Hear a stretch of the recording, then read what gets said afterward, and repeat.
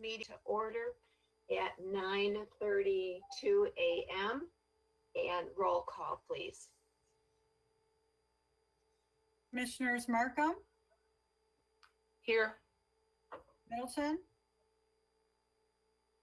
Here. Gershenson, Here. McGillivray, Here. Quarles, Here. Powell, Here. Long, Here. Zach. Here. Madam Chair, you have a quorum, and I should mention Commissioner Kowal is absent with notice. Thank you so much. Now we're going to do the Pledge of Allegiance. Here's my flag. I pledge allegiance to the flag Of the United States of America, to the republic for which it stands, one nation, under God, indivisible, with liberty and justice for all. Thank you, everyone. And with that, we are going to amend the agenda. We are going to include in communications the COVID update report. And we are going to make item number 1 a brief overview of the tax foreclosure case that's become before, that was ruled on by the Supreme Court.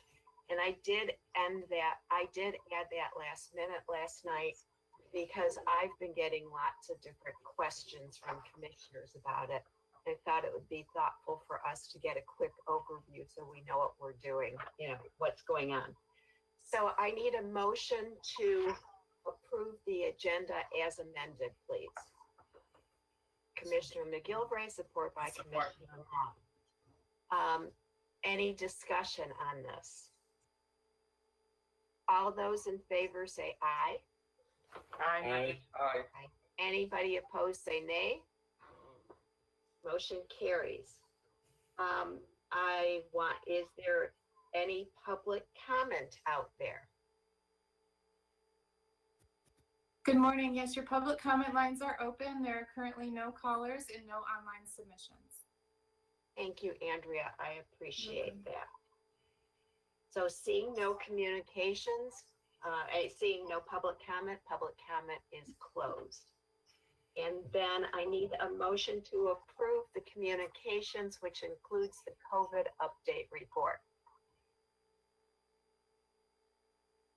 So I have Commissioner Markham, supported by Commissioner Powell. Any questions? Seeing none, all those in favor say aye. Aye. Aye. Anybody opposed? Motion carries. Moving on to the regular agenda, we have item number 1, which is a court counsel update. And we're supposed to have Peter Mina with us this morning. Are you with? Thank you, Pete. It's Mena, or is it Mina? It is Mena. Mena, I'm sorry. That's Thank okay. you for joining us this morning, and we welcome you to Finance. Thank you, Chair, and the rest of the members of the committee. I was asked, and I wanted to give you a brief update on the Raffaelli case, which is, some of you may be familiar with. It's the very large tax foreclosure case that was just ruled on by the Michigan Supreme Court. Unfortunately, the ruling was not good for Oakland County, or really for any. Peter, excuse me, can you identify who you are, please? Yep, I'm Deputy Corporation Counsel. Okay, thank you. Unfortunately, as I was saying, the ruling was not good for the county, or really for any county in Michigan. The General Property Tax Act directs how foreclosure sales are supposed to happen. When properties are foreclosed on for a couple of year period, they are sold at auction, and counties are allowed to, or had been allowed to, keep the excess money. So any money that was made over and above the back taxes that were owed, the county was allowed to keep that money and ultimately transfer it into the general fund.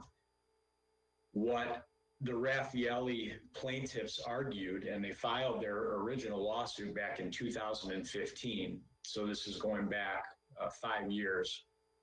What they argued was the county keeping that excess money, so anything above the taxes that were owed, was a taking under the Constitution, and the government is not allowed to take your property without giving you just compensation.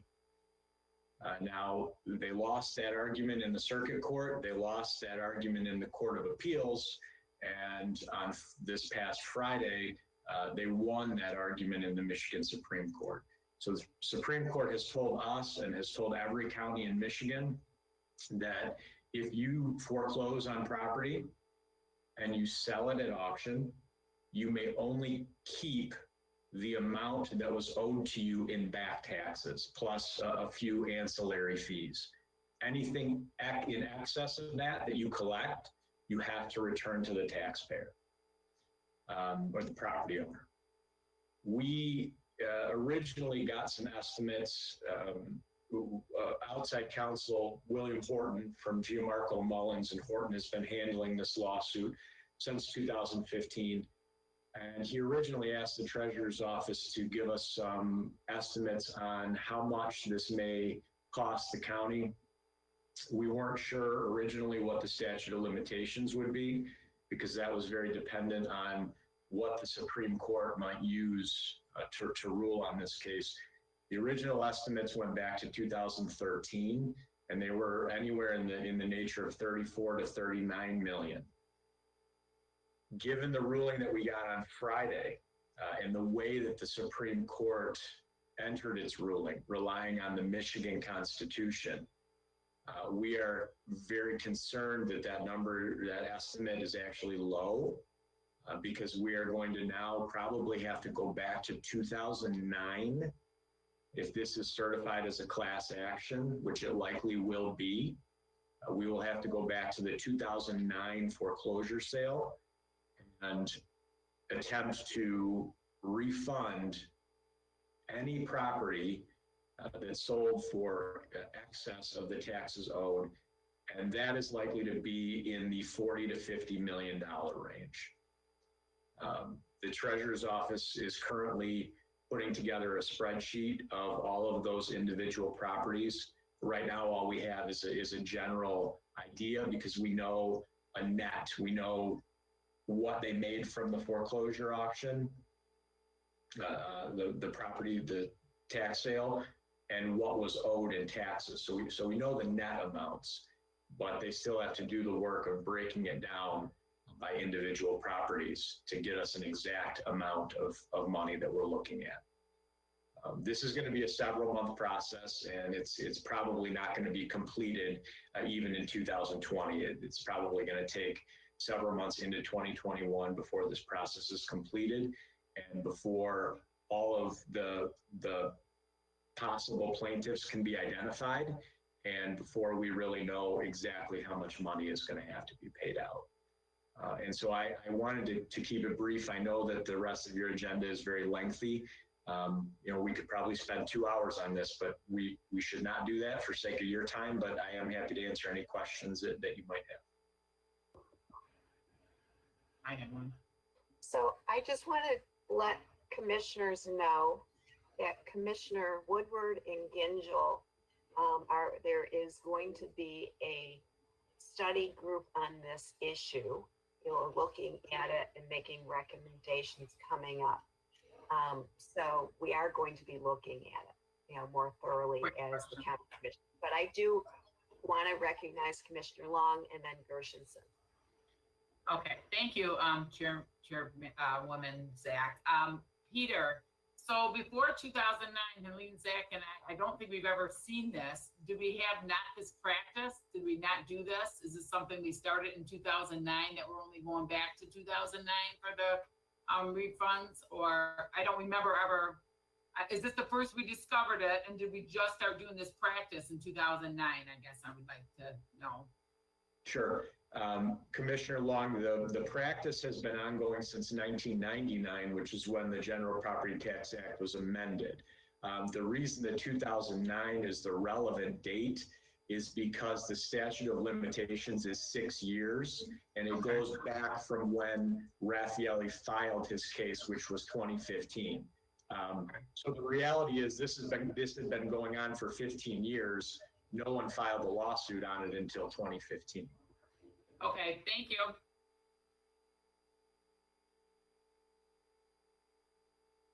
I have Commissioner Gershenson and then Commissioner Powell.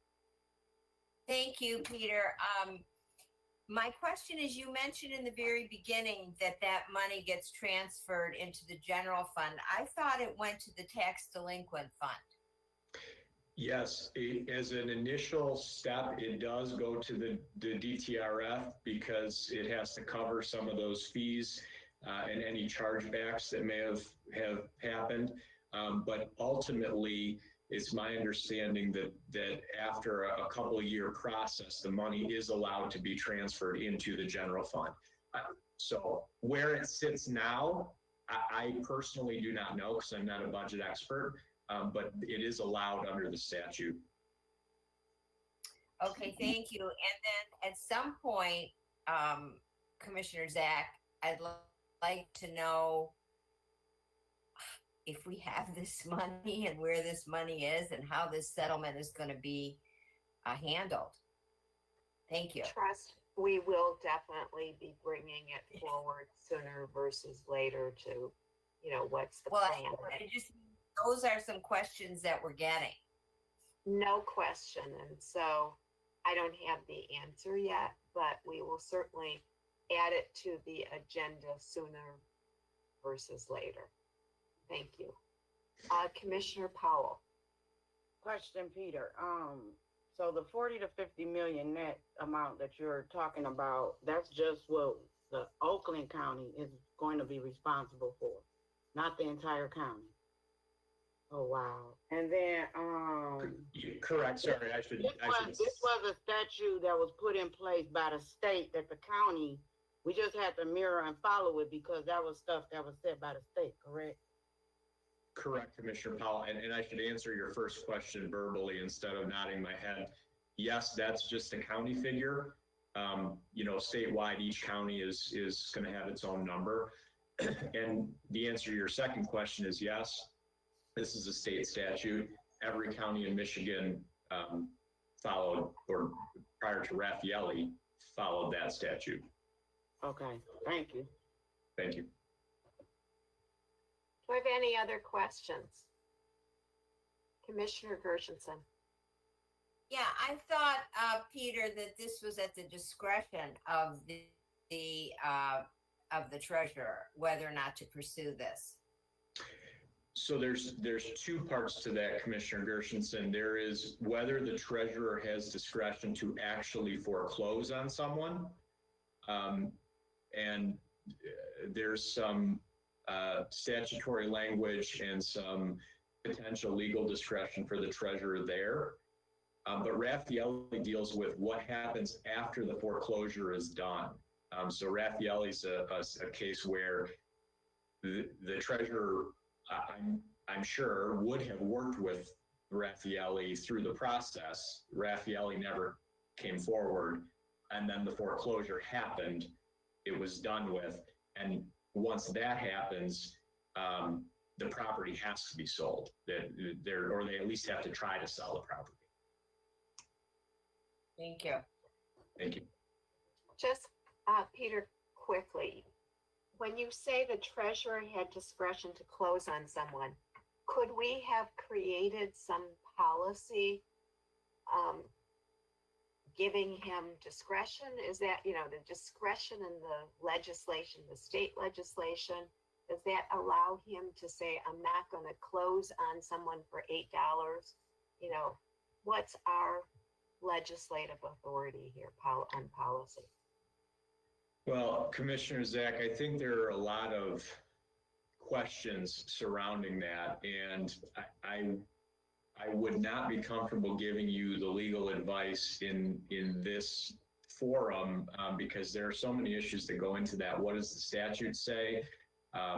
Beyond what the statute says, are there certain things that can be done where, frankly, people just don't challenge them, because if you tell someone you're not going to foreclose on their home, they're never going to, why would they sue you? You're not foreclosing on them. So there are so many issues that go into that.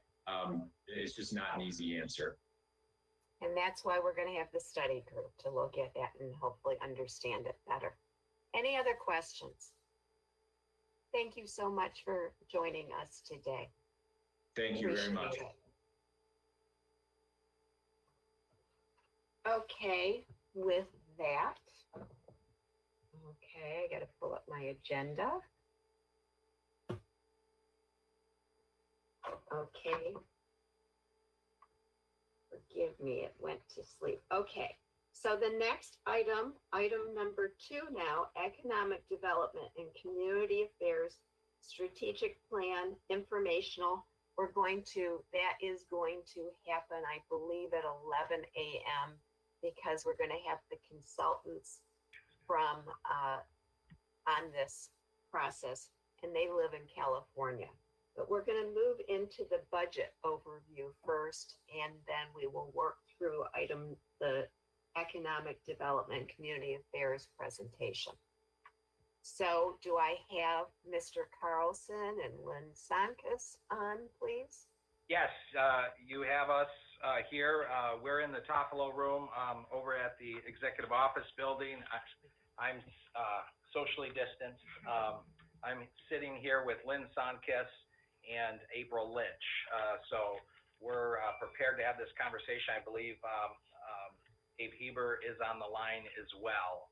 So I know you have us, for the next little bit of time. So we'll try to move as quickly as possible and be available for any questions that you have. I first of all want to thank the commissioners for your attention last week as we presented the budget, as County Executive Coulter delivered the budget and presented. Thank you for the questions that you asked. We're prepared for you if you want to dig a little bit deeper in on those questions. We appreciate that as well.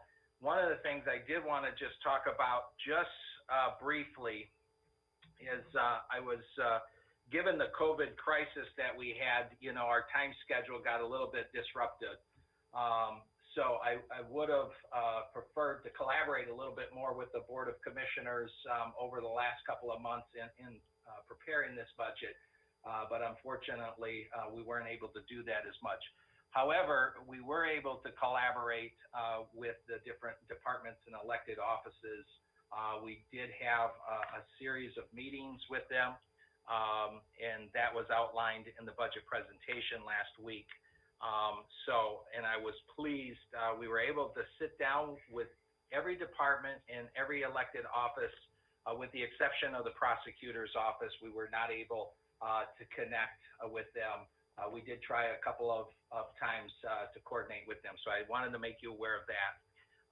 We did have extensive conversations in the budget orientation meeting that we had with the different departments about just the different budget approach and expenditures and revenue. We also shared with each department and elected office the new requirement of the professional services by the Board of Commissioners. And we encouraged them to make sure that they are prepared to come forward with their contracts. If they don't come forward through this budget process, then it is a requirement for them to come back in front of the Board of Commissioners once a professional service contract over $250,000 is bid out. So we are working with the purchasing office on that. And just to let you know, there are about 103 professional service contracts that are potentially in play during this budget process. And I say potentially because all of these 103 professional service contracts are close to the amount of 250. We don't know if price points have changed, so we did include some contracts that were less than 250 just in case it was bid out and it was more. The other thing is some of them have option years. So if they choose to exercise the option year, then obviously they're not going out to bid. but we are encouraging them to share that information with you as you bring each of those departments and elected offices in front of you.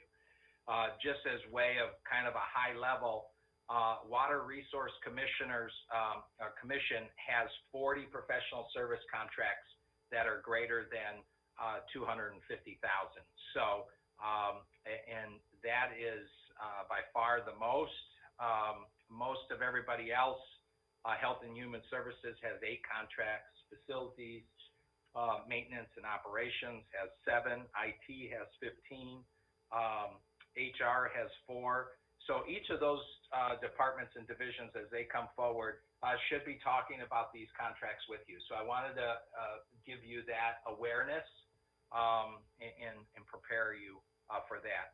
The other thing I just briefly wanted to speak on is I appreciate you sent out to us and to each of the departments and elected offices budget hearing preparation and questions.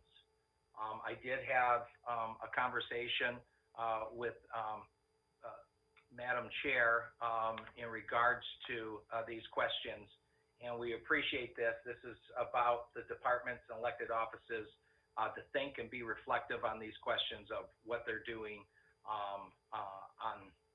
in these areas that also reflect the goals of the Coulter administration as well. So appreciate that. So without further ado, I'm going to turn this over to Lynn, who's got a PowerPoint.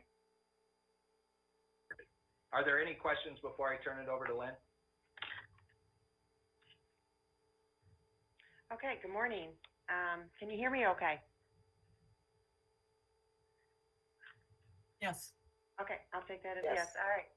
All right, so this is in line with what we've done in the past, giving you a little bit deeper dive into the county executive's recommendation for the next 3-year period. This information, or today's agenda is covering these topics, giving you the overall approach, the budget documents that you should have, the different fund types and how we budget for those, giving you a budget overview of the different fund types, giving you explanations for those variances between the two, going into a little bit about the non-departmental general fund, things that do not necessarily fall into any one departmental budget, like for example, things that are common to the entire county would be included in those non-departmental sections. Capital improvement plans, giving you a highlight on that, where you can find that in the budget book, giving you an overview of the general fund history over the last 5 years, talking about something a little new that we've done in this year's budget process is including general favorability and turnover factors within the line item budget itself, reflecting those in the long-term 5-year plan, and then at the end, talking about the budget hearing and amendment list process that has been utilized in the past.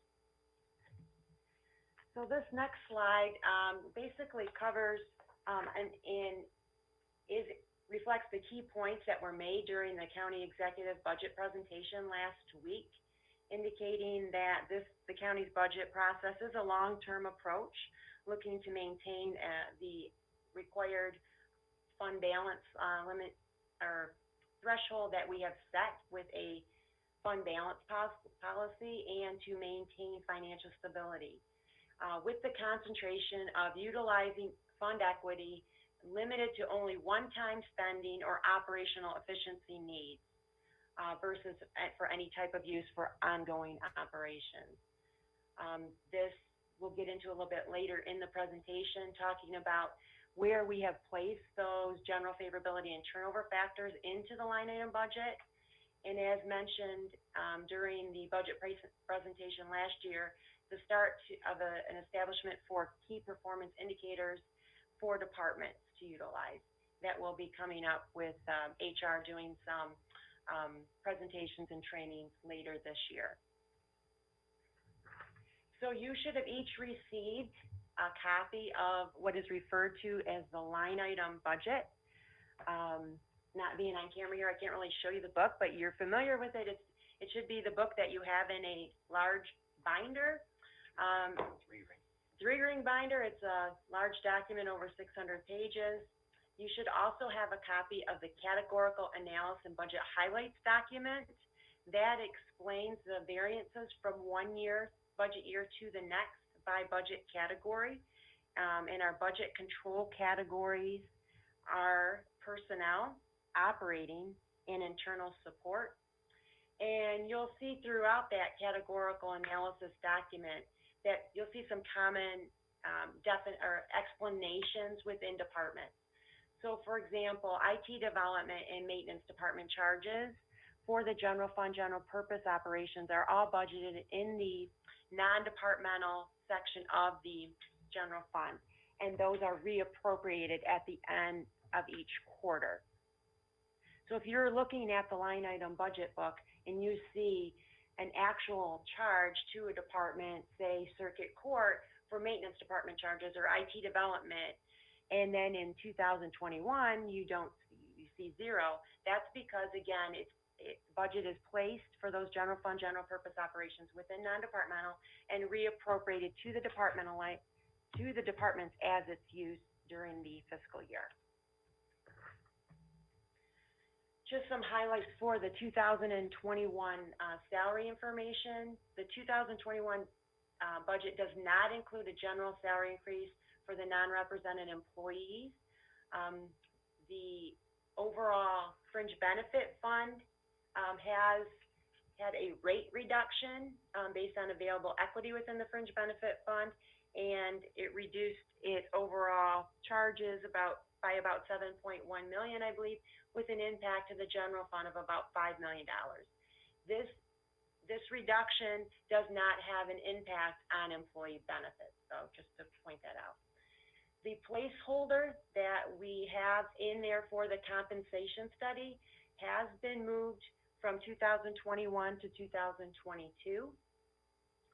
And I commented earlier about it does not include for the non-represented. There are several bargaining units that have negotiated salary changes, and those are reflected in the line item budget for the respective departments. And those include 3 bargaining units within the sheriff's office that have negotiated a 2% increase, prosecutors, government employees, which is mainly Children's Village, public health nurses, which all negotiated a 1% increase.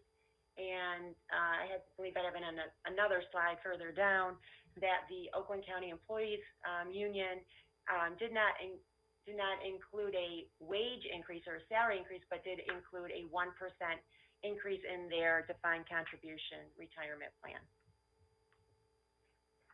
So the budget, as I mentioned earlier, is broken down into 3 budget types. You have your general fund, general purpose, special revenue funds, and proprietary funds.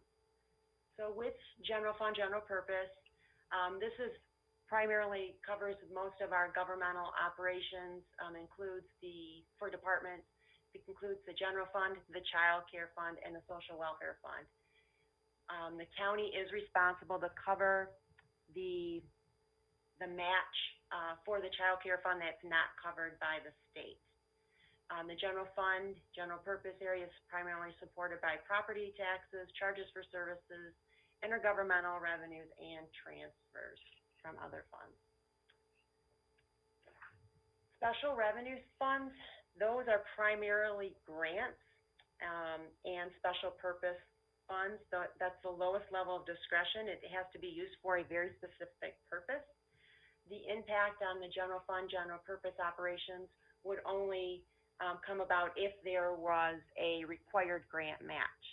And it is important to note with special revenue funds and grant funds that the Gosling Amendment does come into play, meaning if the grant goes away, the associated positions and operating budget goes away as well, unless another funding source is secured. Proprietary funds, these funds operate more like a business. They develop rates and they charge their costs to customers. The key here is to try to avoid any general fund subsidy. They set their rates based on the services they're providing to the customers. And there are 2 types of proprietary funds, enterprise funds and internal service funds. So the enterprise funds, their primary customer base is outside of the county government structure, meaning it's not the county department. Now, they can provide services, such as radio communications does provide services to county departments, but primarily their customer base is outside of the county government structure. The funds listed here for enterprise funds, I'm not going to read them off to you, but this shows the different funds that are categorized as enterprise funds and their 2021 budget.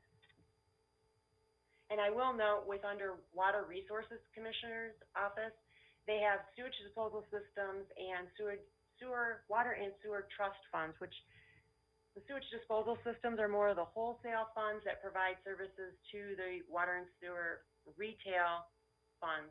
There are multiple within each. It's just not one fund. So there are many funds that roll up into those categories. Then can you speak to the delinquent tax revolving fund there at 12 versus the DTRF that's at 201?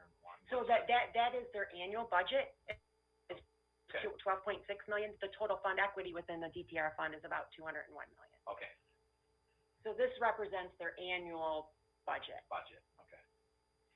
The internal service funds, they are also a proprietary fund, but their customer base is primarily within the county government structure, meaning they're providing services to other county departments.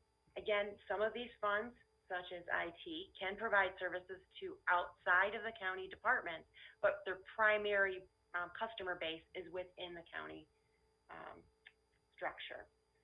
So you'll see here that, again, their charges are based on rates, and the general fund and general purpose areas are impacted by those rates that are charged to them for the services provided. This shows a listing of those that are categorized as internal service funds and their 2021 operating budget. And I will reflect that on the fringe benefit fund, you'll see that's quite a large number there. That also does include, the fringe benefit fund also serves as our reporting fund for our pension and OPEB funding status, as well as our superseding trust. So the monies that are reflective of our pension, OPEB, and superseding trust are restricted and not available for use for general operations.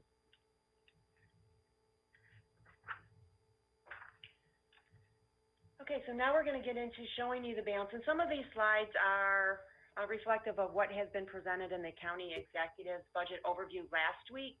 I think it's important to continue to show that information to you here, and so that you have it in one document without having to kind of flip through two documents. But this is showing the breakdown of the budget by fund type. So you will see the overall county budget for 2021 is $900.5 million, and that is broken down by general fund, special revenue, proprietary, with general fund, general purpose representing about 50% of the overall budget. This is just showing that same information graphically. And now I'm going to get into a little bit more detail on what is included in the changes from the 2020 amended budget to the 2021 recommended budget.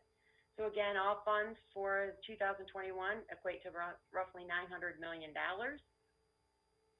And this represents about a $98 million decrease from the 2020 amended plan. Now you might be asking, how could it have gone down that much? So the next several slides are going to get into that detail to show what those changes are. Okay, for the, someone who maybe have their, okay, now I was getting background and now I'm not. Okay, so I'm going to go down by covering each fund type. So first, for the general fund, general purpose, that overall decrease reflected around $72 million, from $531 million to $454 million for 2021. Again, the overall change does not reflect any salary changes, but it does include a $5 million impact to the general fund for fringe benefit rate reduction. Again, it covers the various bargaining units that have negotiated different increases for 2021. So one of the larger increase or decreases that we've experienced is you'll see $18.2 million. And this is giving you a highlight of all the reductions from 2021 or 2020 amended plan to the 2021 recommendation. So there were a lot of appropriations made in 2020 that do not carry forward into 2021, okay? So you'll have special projects, primarily relating to appropriations made for the CARES Act that were being budgeted in 2020. And also assigned fund balance utilization that was budgeted in 2020 that's not going to carry forward into 2021. Contractual services, and I'm giving you the highlights. A lot of this detail can be found within the categorical budget itself, budget book itself. So contracted services experienced an overall decrease of about $4.4 million, and that reflects an appropriation that was made in 2020, partly for the Honor Community Health agreement, as well as a number of appropriations that were reappropriated in 2021 from carry forward requests from the year-end report. Lynn, can I ask you a question before you move on? This is Chris Sure. Long.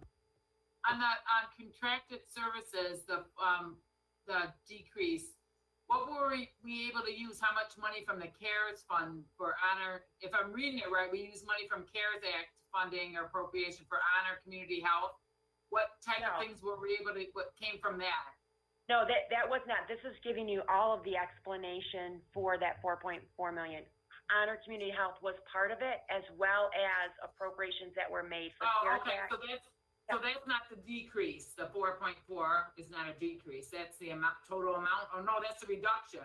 That's the reduction, and the explanation is it's made up of several factors. One of them being the Honor Health that was appropriated in 2020. Okay, and one is Another- the CARES Act that we use. Yeah. Okay, Yep. got it. Thank you. You're welcome. On professional services, with the close of 2019, there were a number of carry forward requests for professional services that were reappropriated in 2020. Again, those were just one-time carry forwards that are not reflected in 2021. The next several line items are just explanations. Title search fee, that was a realignment in the treasurer's office based on expenditure trends that they had seen, and removing some of the historical favorability that has occurred over the years. And so I will point out that you will see within the departmental budget some explanations where they went through and made adjustments to their operating budget to account for historical favorability that has occurred over the years, right? I think for those of you that have been on this committee for a while, you've seen that there has been an ongoing favorability that has occurred within our expenditures coming in lower than budget, and sometimes our revenues coming in higher than the budgeted amount. So some of those adjustments were reflected within departments as they were submitting their 2021 request. Yeah, yes. Tom Middleton. If we're changing the policy that we budget full employment, these departments were using that full employment gap to fund some projects without having to go up through the whole process. How is that going to change departments working with no buffer to work with? So the departments, when we budget for full employment, that is controlled within the personnel budget category. They cannot use that personnel favorability for their general operations. They can't use it for contractual services without going to the Board of Commissioners for an appropriation. Can't just switch it from category. You can't switch it from category to category without a budget amendment. Okay.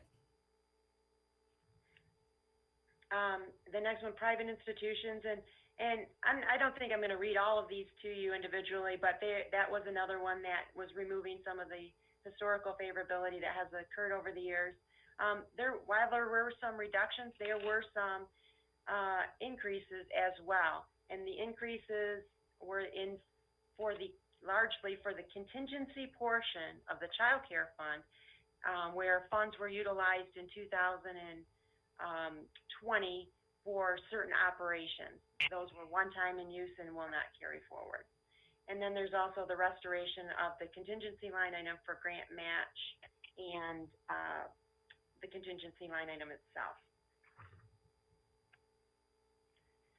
Non-departmental overall had a decrease of 13.5 million. Largely, you will see, and this is one of the placeholders, which I have a more, I guess, so you can see detailed line or page that you will be able to see all of the turnover and favorability factors that we've included. But there is a general fund contingency line that's budgeted at a negative $6 million. And that's for some of that favorability that we're talking about. So with the budget process, obviously with the pandemic happening and Sean's comments earlier about being able to work with the departments, there were certain adjustments that departments were able to meet, that were able to be made within their departmental budgets. But then there was still looked at that there would be still favorability overall, and those adjustments will be trued up in future budget cycles, but this is a placeholder to recognize some of that favorability that has occurred over the years. In 2021, the salary adjustment reserve line item is being reduced again because the placeholder for the compensation and classification study has been moved to 2022. The tri-party program, those projects, it's appropriated in 2020, but those projects come to you through a resolution in utilizing a assigned fund balance. So it's not something that's put in the line item budget to start. Another big one was juvenile justice, or juvenile resentencing, which equates to about $1.1 million left that was appropriated for the continuation to re-examine the juvenile life sentence cases. And it's my understanding that there are still a significant number that need to be reviewed, and it has been a long process. Again, if this is not completed within 2020, in the past, what it's happened is it will be requested as a carry forward. So again, if you look back to your 2019 year-end report, you'll see that as being one of the items as a carry forward request. There was also an adjustment to drain assessments that dealt with the timing of some special assessments, the county's portion of special assessments that were deemed critical for repairs and maintenance on various drains. The overall, there was offset partially by an increase for the overtime reserve line item. And what that accounts for is the 24/7 operations as it relates to the election holiday. An estimate was provided for the general fund, general purpose, and it was initially thought that it would have to come back to you as a separate resolution, but they were able to do that by a memorandum of understanding agreement between those bargaining units, because they did have Me Too clauses in there. I think you did see one just recently come through for the command, bargaining unit 15, but we needed to make that budget amendment to reflect that in 2021, we will have an overtime reserve to cover any additional costs that the department itself cannot cover as part of their departmental budget. So while it reflects the even calendar years, it impacts our odd fiscal years because it's November, which will be starting our next fiscal year. Commodities, primarily, it's a reduction because of the appropriations that were made in 2020 for $16 million for pandemic appropriations. And then there are a number of other explanations that are noted on here. Again, these are also reflected in the categorical analysis. And if you have any questions on these, please feel free to stop me. I'm trying to be a little bit conscientious of your time as well. Internal services, you'll see that overall we did have some funds that, internal service funds that did provide rate reductions, but overall, it was still an increase. And that primarily is for IT, as we just went live with phase 1 of the Workday project for the HR financial system. There are ongoing costs when you move to a cloud solution, and those costs will be starting to be realized in 2021, with those costs being passed from IT primarily to fiscal services, HR, and procurement, purchasing. You'll see a large dollar amount for radio communications as a one-time placeholder for replacement of radios that are utilized at the jail and Children's Village, because they cannot use the 911 surcharge funding to cover those radio replacements. They're not deemed public safety agencies. Now that the comparison is comparing 2020 amended to 2021 recommendation. Since the amended budget is as of May 31st. Since that time, with the second quarter forecast, we've utilized 200,000 of that 1.175 million to accelerate the purchase of some radios for Children's Village. And then you'll see some reductions here. The largest one being building space facilities was able to make a rate reduction for 2020, and you'll see that being adjusted back up in 2022. Motor pool was also made some adjustments as far as projected fuel costs and extending some of the useful life for patrol vehicles that they've had been experiencing. There is the one item last I will note here is there was a placeholder in the internal support line item that was $1,050,000. That was from a previous appropriation to put a placeholder in place for an anticipated bond issue for building renovations, ADA life safety projects. Those are on hold at this time, and so that appropriation was removed, that placeholder was removed. The transfers out, again, the large reason for the decrease had to do with appropriations made because of the COVID-19 pandemic, majority of that being for the Small Business Stabilization Grant. And then there are a number of other explanations on here as well. The next largest one being a $2.5 million reduction in the amount that is being provided for the Building Improvement Fund to reflect the amount from $5.5 million down to $3 million for their capital improvement plan. Special revenue funds overall had a decrease of around $17 million, and that's again related to grants associated with the CARES Act and other various grants and timing of awards there. Proprietary funds, they did decrease overall by $5.7 million, and primarily it was related to Water Resource Commissioner funds based on operational and infrastructure item adjustments that they made within their budget. For 2022, again, this is just showing the variance from 2021 to 2022. So now we're seeing a $14.8 million increase. This does reflect a 1% placeholder for 2021. Those placeholders are not reflected, that 1% placeholder for general fund, general purpose operations are not reflected in the individual departmental budgets. They are put in non-departmental under the salary adjustment reserve account. There were no material changes to contractual services for 2021. And here is where you'll see the adjustments to non-departmental section. The largest out of the 11.5 million being the $7.9 million placeholder for salary adjustment reserves, which reflects a 1% general salary increase and the placeholder of around $6.5 million for the compensation study. It also reflects an additional the restoration of $1.5 million for the interest expense in case there are cash flow needs that requires us to take on a short-term borrowing. Here you'll see various explanations for commodities, cap outlay, internal support, internal services, and transfers.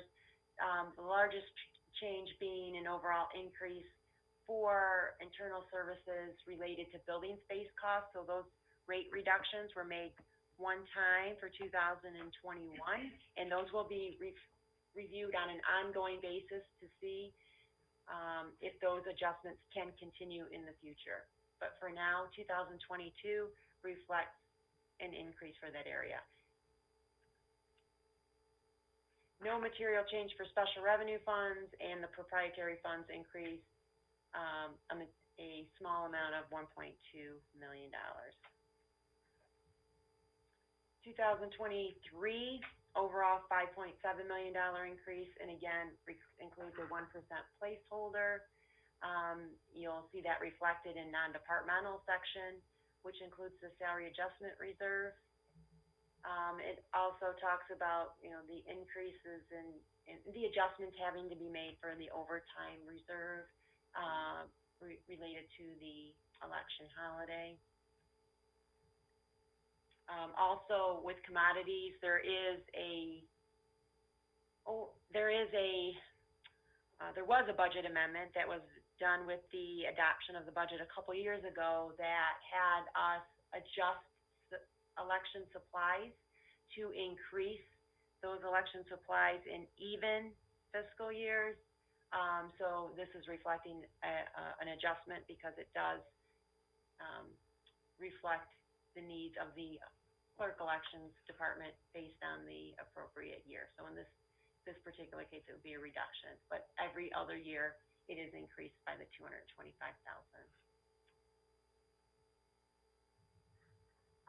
2023 for special revenue, again, no material changes for both special revenue and proprietary funds.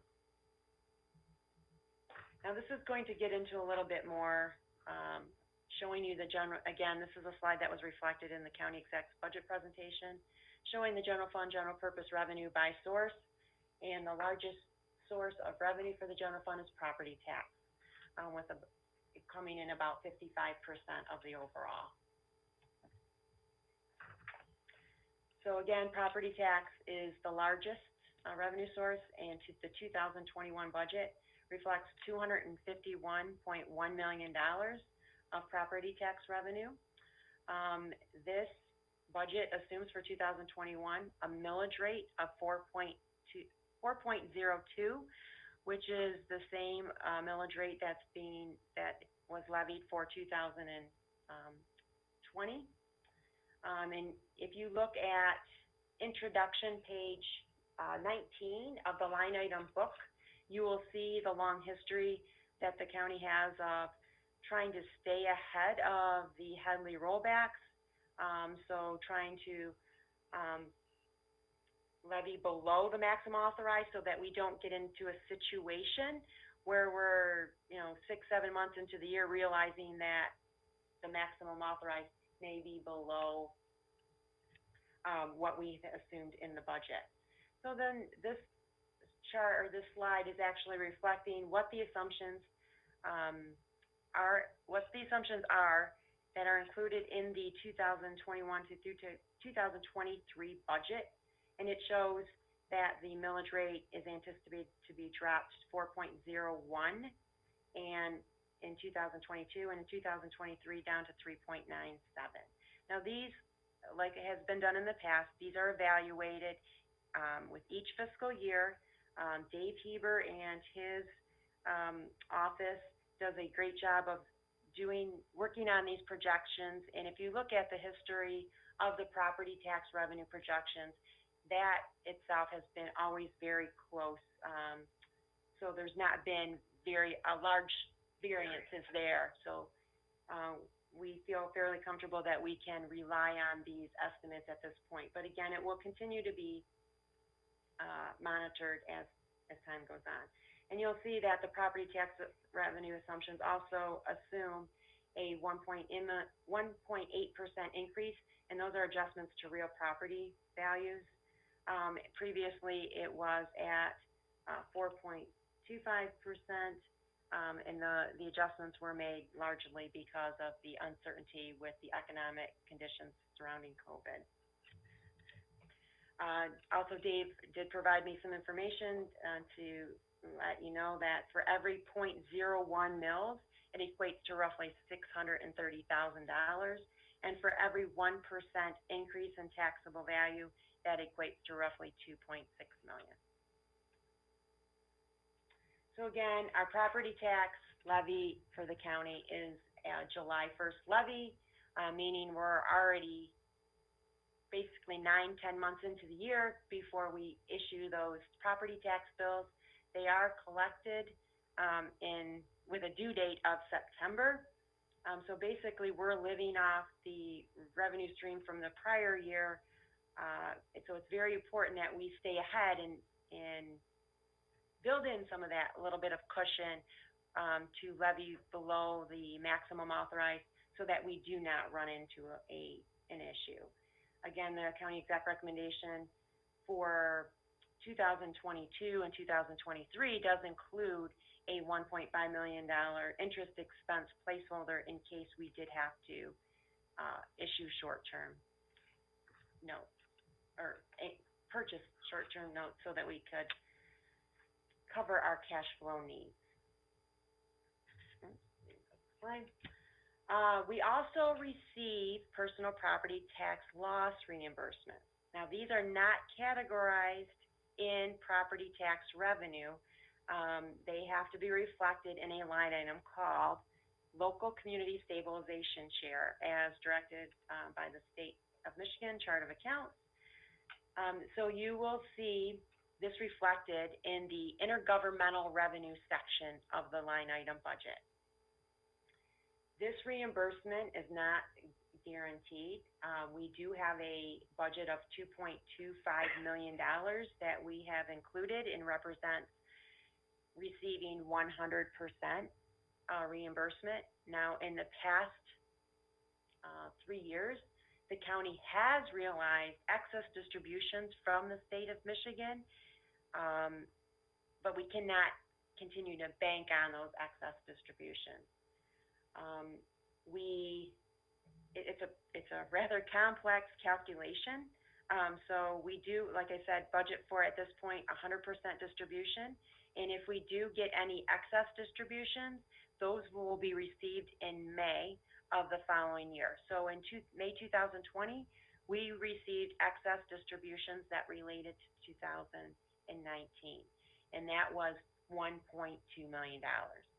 That was also noted during the second quarter forecast resolution presentation in early June. If for some reason the state cannot issue distribution at the 100% threshold, the county did have to provide a form back in 2017 to show what the essential services as defined by statute were, and the county's calculation would be 56.78%. The next revenue source, the next largest revenue source is charges for services at about $120 million, which accounts for roughly 26% of the general fund revenues. And these are broken into different categories. Government from other governmental units, meaning we provide law enforcement contracts or equalization services, charged to individuals or businesses, such as people getting vaccinations from the health department or obtaining birth certificates from the clerk's office. And then others are categorized as fees, primarily for court fines and costs. This next slide is a bit of an eye chart, but it does break it down for you by the different categories and by the different departmental operations. So for example, the $120 million for charges for services, roughly 50% of that is coming in from the law enforcement category for law enforcement contracts. Next section, largest revenue section, is intergovernmental revenue. And this reflects the amount of state shared revenue that, we're anticipating from the state. Now it's out of that total 66.9 million includes some grants that are reflected in the general fund, general purpose budget, and these various, call them non-departmental, items that are reflected in the non-departmental section of the line item budget. So with revenue sharing, that $27.3 million is an item that we have to watch closely. That number is reflective of what we're receiving in 2020 as of the time we put this budget together. Now, there are some things that are subject to change with 2020 if the state will just make an additional distribution, but we're still waiting to get the details on that, and how that will fall out. But what happens in the future with this revenue sharing distribution from the state is really uncertain at this point, as we're waiting for the state to come up with their recommendations on what they're gonna have for the 2021 budget. And unlikely to know until the revenue estimating conference in September. that Right, they're gonna yeah, have. so that's an item that we have on watch. The convention facility tax revenue, we did get something from the state actually letting us know, this is the amount that we can anticipate for 2021. And I think it is a matter of a timing issue and when they take in their collections and when they make the distribution. The county general fund does receive, transfers. It does include a $3 million annual transfer from the delinquent tax revolving fund that's built into the budget. This is getting into the expenditures by category, showing that the largest expense for the general fund, general purpose operations is personnel, coming in about 66% of the overall budget.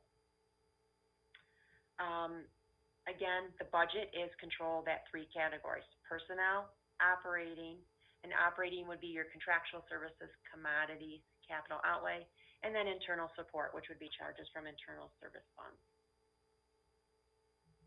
So departments are not controlled at the line item level. They're controlled at, again, at those controllable categories. So they might overexpend in one line item. They might overexpend in office supplies, but underexpend in printing. And this is just showing that it's same information graphically. And then this is slicing it and dicing it a little bit different, showing the distribution of general fund, general purpose budget by function.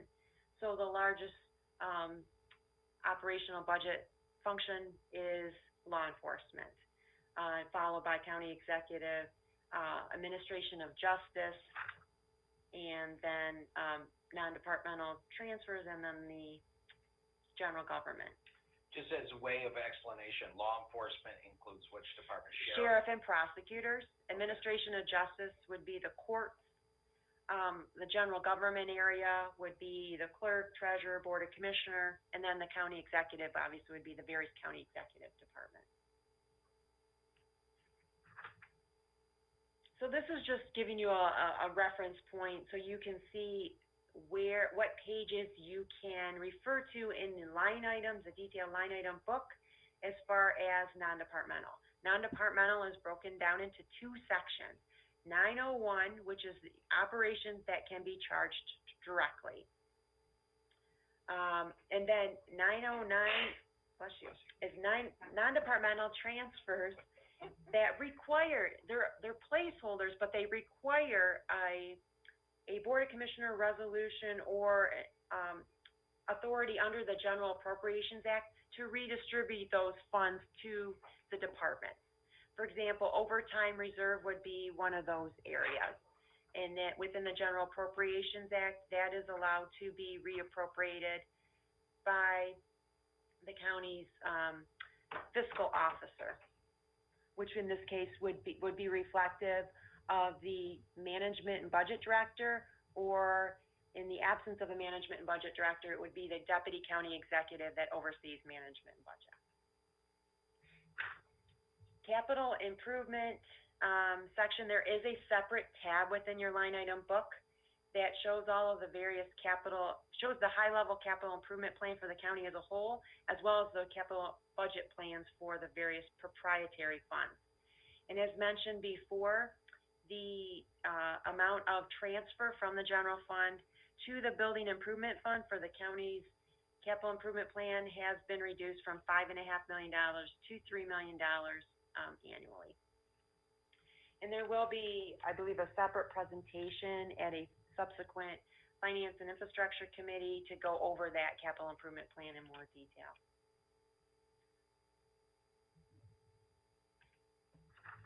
This slide is meant to give you some history on the general fund, general purpose operations.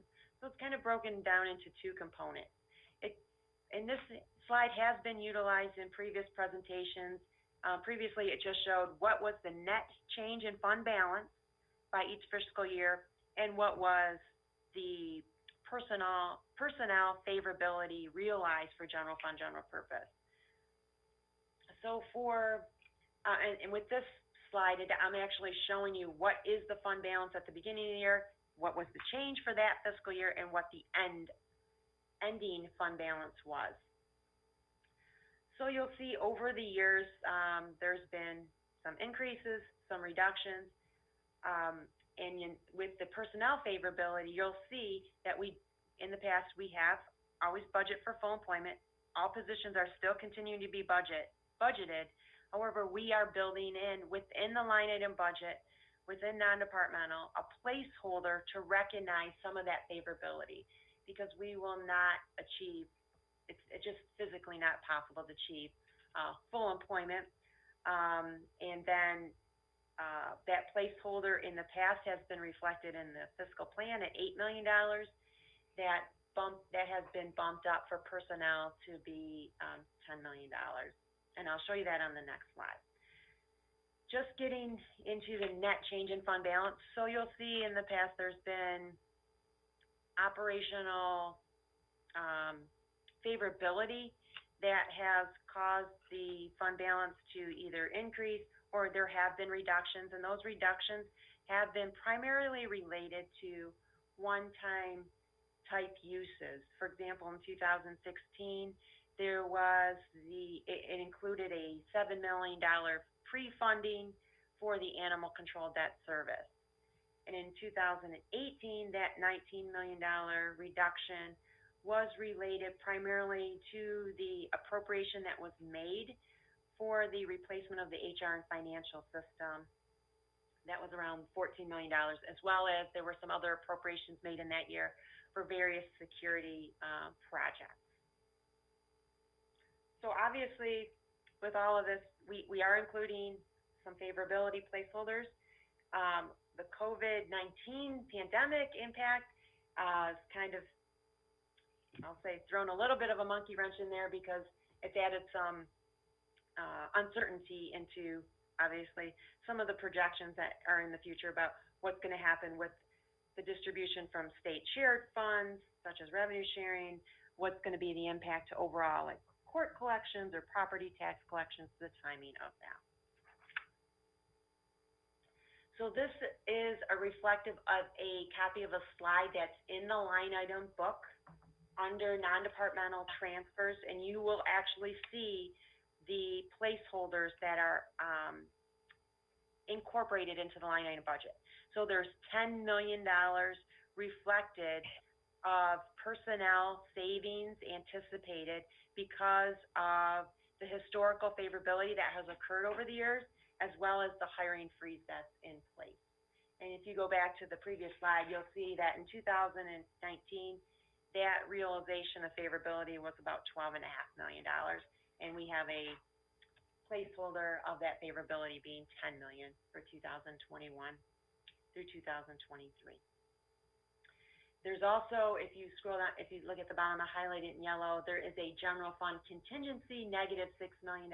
So it's overall a $16 million favorability projection that's being included here to account for some of the things that could not be adjusted in various departmental line item budgets, but feel fairly comfortable that those may continue.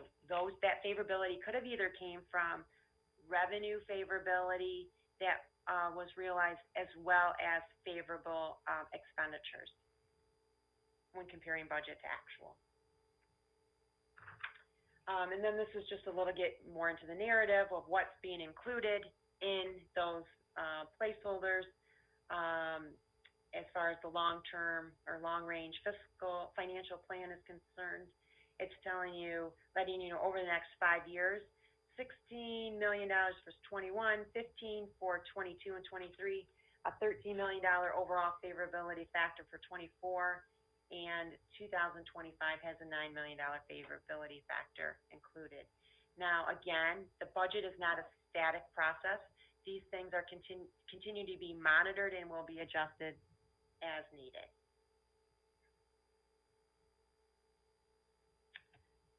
And this slide is reflective. It's also, it's a representation of what was in the county executive's budget message to show with the adjustments being made and the general favorability and turnover factor included, these are showing adjustments to the fund balance projections over the next 5 years. That assumes, because of the Raffaele case, now this might have to be adjusted, but we'll Right. find out So more that details. does not take into account, this is only reflective of actual appropriations within the line item budget. And I will say that it doesn't include any one-time use beyond 21 of what could be done for projects. It does not assume any new mandates that might come out or cases that might impact our fund balance. And then this is, the next 2 pages are just an excerpt of the line item book that's at the end of the budget message that, again, reflects the 3-year detail that's in the line item book, as well as the 2024 and 2025 out years. And you will see from this slide that based on those general favorability and turnover factors, those negative line items that are budgeted, it does indicate at this point that for 2024 and 2025, all things remaining the same, no impact on, legal cases or other use of fund balance, that there would be a small operating surplus for 2024 and 2025. So I will point out for 2021, there is no line item called plan use of fund balance to balance the budget. But for 2022 and 2023, I'm going to flip back here, you will see a small dollar amount of $5.3 million for 22 and about $670,000 for 2023. Obviously, there's more work to be done to really achieve true structural balance, but again, the budget is not a static process. It does continue to evolve. We amend the budget basically at each board meeting as resolutions are brought up with quarterly forecasts and with new, if we have to make adjustments with the quarterly forecast as far as economic conditions that may change the budget. So in summary, the long-term budget is balanced through 2025. You will see new this year the inclusion of general favorability and turnover factors included in the line item budget. That $16 million I referenced for 2021. The long-term forecast does not anticipate any use of fund balance, as those resolutions would have to come before the Board of Commissioners under a separate resolution to make appropriations. Assigned fund balance is not an appropriation, it's a placeholder. Use of assigned fund balance does require board action to appropriate funds. And as well, we're continuing to have to watch federal and state issues that would have an impact on the budget. Obviously, economic factors, any impact on what the state budget is going to have for us as far as state shared revenue, any mandates that are put in place or come up, as well as any outcomes of the case that was mentioned earlier, the Raffaele case. As far as the budget hearing process, In the past, we have utilized what was referred to as an amendment list, and it's broken down into 3 sections. It's obviously the budget's not a static process. Since we've introduced the county exec recommendation, resolutions have been introduced that would not necessarily only impact the current year, but may impact the subsequent 3 years. So Section A of that amendment list would represent resolutions that have been presented and adopted by the Board of Commissioners since the timing of the county exec recommendation was put forth on July 1st. The next section, Section B amendments, would be mainly personnel-related items that may come about during the budget hearing process. If anything's come up for maybe if there was any adjustments or to be made for a department for certain classifications that was not put in place with the recommendation of the budget, or other adjustments to compensation. Section C amendments could be requests from the administration, the Finance Committee and Infrastructure Committee, the Board of Commissioners itself. Those items are put on the list as we go through the budget hearing process, and those items are not, no action is taken to vote on those items until the budget wrap-up session that is anticipated to happen, I believe, on August 26th.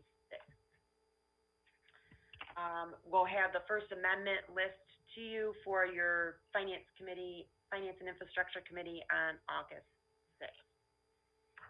So with that, I know that was a lot of information. I'd be happy to take any questions, or I could start over.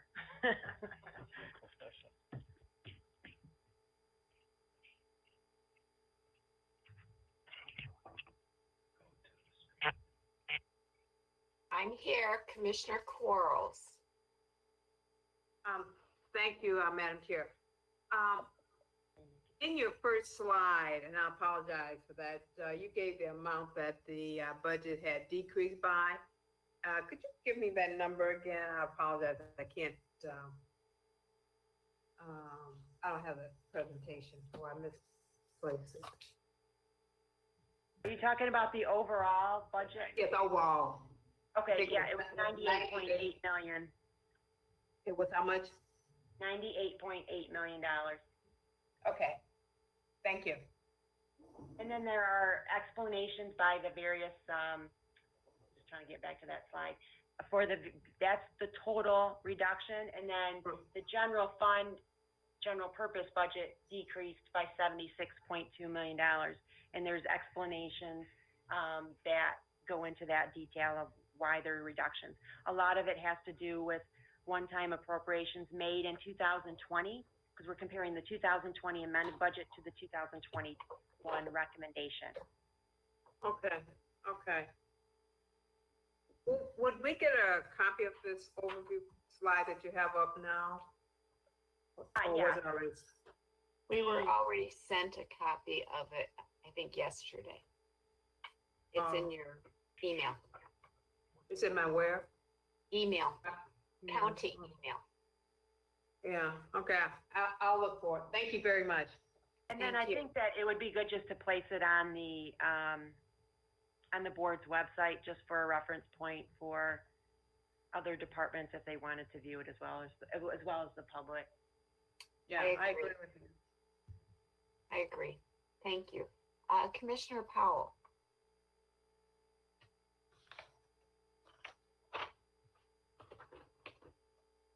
You're on mute. Commissioner Powell, you're on mute. Sorry. The questions I had is reflecting the GF/GP revenues intergovernmental slide. And I just want to know what is an example of things that will come out the child care subsidy and then also local community stabilization share? Okay, the child care subsidy, it reflects revenue that we get from the state. On the child care fund, we are eligible to get 50% reimbursement from the state of Michigan for eligible costs. so with those budgets, as the budget is adjusted, we reflect what are the eligible costs, what's the amount that we anticipate getting from the state for those 50% reimbursement costs. So this is basically, covers a lot of Children's Village and the circuit court, as far as juvenile family court is concerned. So that's the reimbursement that we get from the state for the child care fund. Got it. And then the local community stabilization share, what is that? That is the personal property tax loss reimbursement from the state of Michigan. That cannot be classified as property tax revenue. The personal property tax loss reimbursement has to be classified into that specific account. And that represents around roughly 2.25 million. It's to account for the exemptions that when they removed personal property tax from the ability for the locals to be able to collect personal property tax, that the state was developed another funding mechanism to support the local government. So that reflects what the loss from our personal property tax would have been had those changes not been made. So we're recovering it through we're not covering it through part of property tax. We're getting the amount now from the state, not from the taxpayer. So it is 2.25. You're saying that this is stuff that we collect from the state? Yes, Oh, for property taxes, personal property taxes. personal property taxes, yeah. It accounts for the personal property tax losses. Got it. Okay. Okay. Thank you. Do I have any other questions? Thank you, Lynn, and for doing it virtually. This is a new experience for all of us to be doing budget this way. So I so appreciate Lynn and Sean for doing this, and we will continue with our budget hearings. Any other questions or comments? Yes. Madam Chair, would you like to receive and file the presentation? Yes, thank you. I need a motion to receive and file, please. Commissioner Powell, supported by Commissioner Markham. Any discussion? All those in favor say aye. Aye. Any opposed? We are receiving and filing. With that, we are moving on to our economic development presentation. And I know we have our Deputy County Exec, Sean Carlson, with us. Are we ready to move forward? I believe we are. What screen are you seeing? Are you seeing our screen right now? Or I think we need to okay, there we go. There we go. And I think Laura Dodd, who's on the line as well, will move into this economic strategic plan. I appreciate, Madam Chair, I know budget hearing timeframe is a busy time for all of the commissioners. So I appreciate this being put on the committee agenda. It's a very important topic. So I want to get the budget presentation first on here if I can. Laura, are you on the line, Laura Dodd? I'm here. I need someone to give me permission to share my screen. Chris, can you do that? Whoever's on now needs to stop sharing. Oh, we need to stop sharing? How do we do that? That's us. Stop sharing. Oh, there Stop we go. sharing. Okay, there we go. There we go. Pam, are you doing it or is Chris doing it? Chris will need to give you permission. Are you with us, Chris? There we go.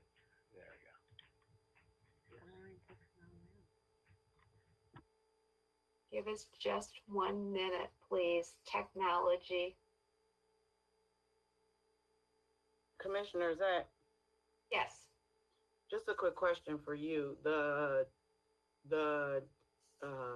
short reviews that we were sent from Michael Andrews for each department, those are just like short overviews, correct? So, I just couldn't remember from the process before, right? So those are summaries of the Okay, right. department. Right, I was And looking. then we have some suggested leading questions, but they're just thinking, you know, and Okay. for the departments to come back to us. Okay, thank you. You're welcome. You know, while we're looking to pull up the screen, I'm just going to take advantage of the time just to give you a little bit of overlay of why this is important to get in front of the commissioners. This is a long-term strategic plan that the administration is putting forward.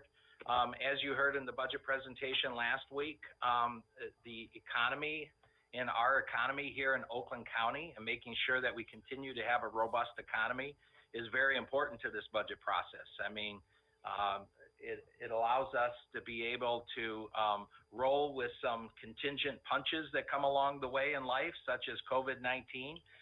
We are a very well-off county, but that's because of some good fiscal planning in the past, but also because of a robust economy. It's important for us to lean in and continue to have a strong economy and lead the way. We are the tip of the spear for the state of Michigan. 23% of the GDP comes from this county. And we're one of the top counties in the nation when we look at relative size and compare ourselves to some of the others on important indicators and factors. That being said, Executive Coulter did not want to rest on the past successes and laurels. We need to continue to lean in. And so that's what we're doing with this strategic plan. So last year we put out for bid. We had, I believe, 5 or 6 bids from national firms across the country. And we made a decision to do a dual award to 2 very reputable national firms that are proud that they put in a bid and proud that they've been strong partners with us since we've made this award. TIP Strategies, as well as Matrix Design. And they'll share a little bit of background in regards to their own firms, but I just wanted to share some of those highlights. So let me just jump in. I just kind of explained, you know, we wanted to make sure that we had a mission that was strategic, integrated, comprehensive, was a roadmap to be a leader in the state, the region, and nationally. We wanted to make sure that there's alignment with the mission, vision, goals, initiatives, and key performance indicators, because it's these things that will decide how far we go and how robust we can get this economy. Actionable and efficiently implemented, and we wanted to make sure that we were robust in the areas of economic growth regarding jobs, prosperity, which speaks to the income level of the jobs and the competitiveness. So that's what, those were the guideposts for this. Next slide, please. We've trimmed this slide deck down. We shared the slide, so you should, all the commissioners should have this slide deck. We're just gonna hit the highlights, try to give you a presentation. I sit as a board member of a school board. I understand when you have long meetings, so we're just gonna hit the highlights. That's not to suggest that this isn't important. This is very important to our county, and I appreciate the Madam Chair allowing us to jump on this agenda. This was the task list that was part of the statement of work that went out, and all of these tasks have been covered by TIP and Matrix Design. We will touch on a few of them. Again, you have the slide deck. If you want more answers, please ask the questions here today. And if you aren't ready for a question to be asked today, if you want to send me an email, we'll certainly get you a response. Next slide. So I'm going to turn it over to Jeff. So Jeff is with TIP Strategies. Jeff, Alex, and Jacqueline have done a fantastic job and really got to know our people over here as well as some of our key stakeholders. And then, so I'll turn it over to Jeff Marcel right now. Super. Thank you, Sean, and good morning, everyone. It's a pleasure to be with you. We wanted to just share briefly how this plan was developed over the last 7 months. As Sean said, an enormous amount of work has been put into this project.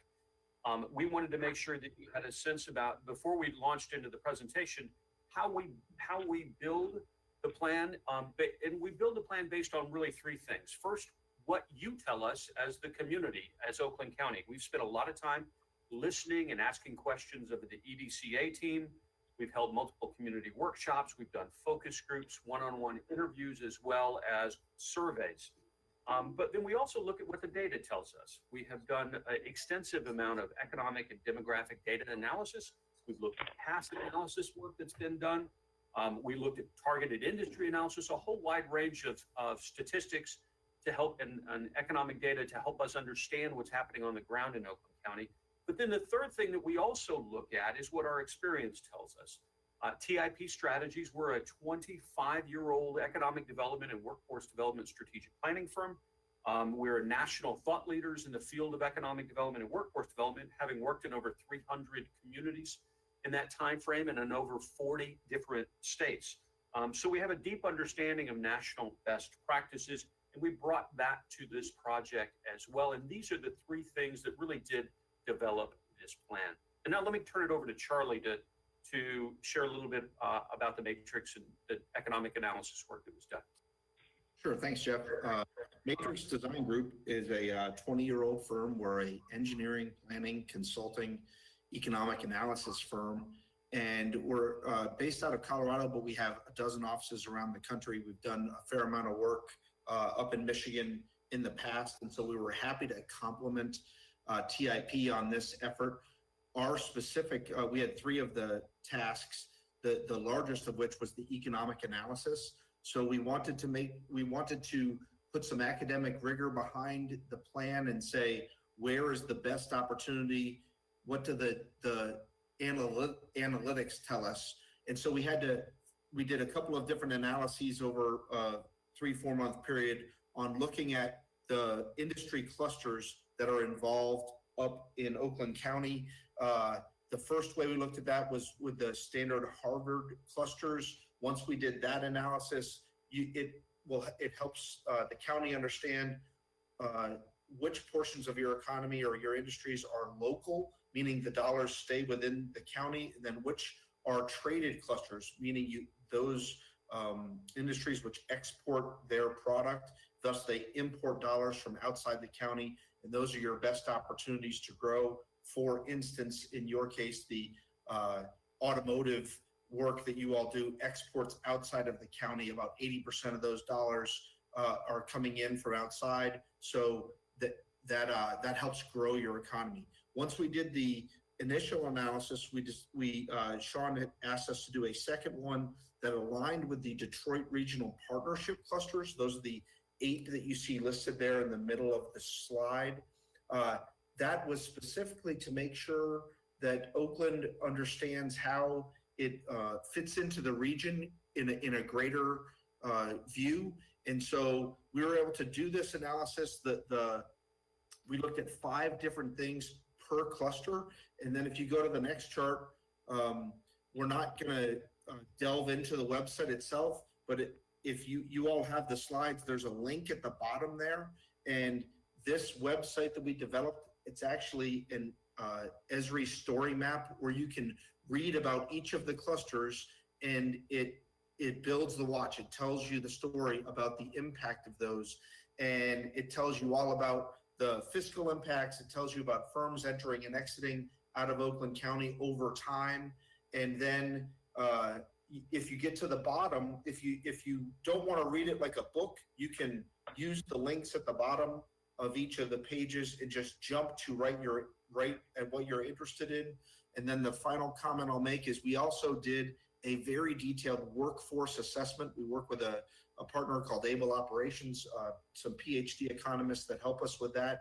And they help us understand the gap of what is required in the workforce to fill those jobs, and then what academic institutions in the county can provide the skills necessary to have those jobs.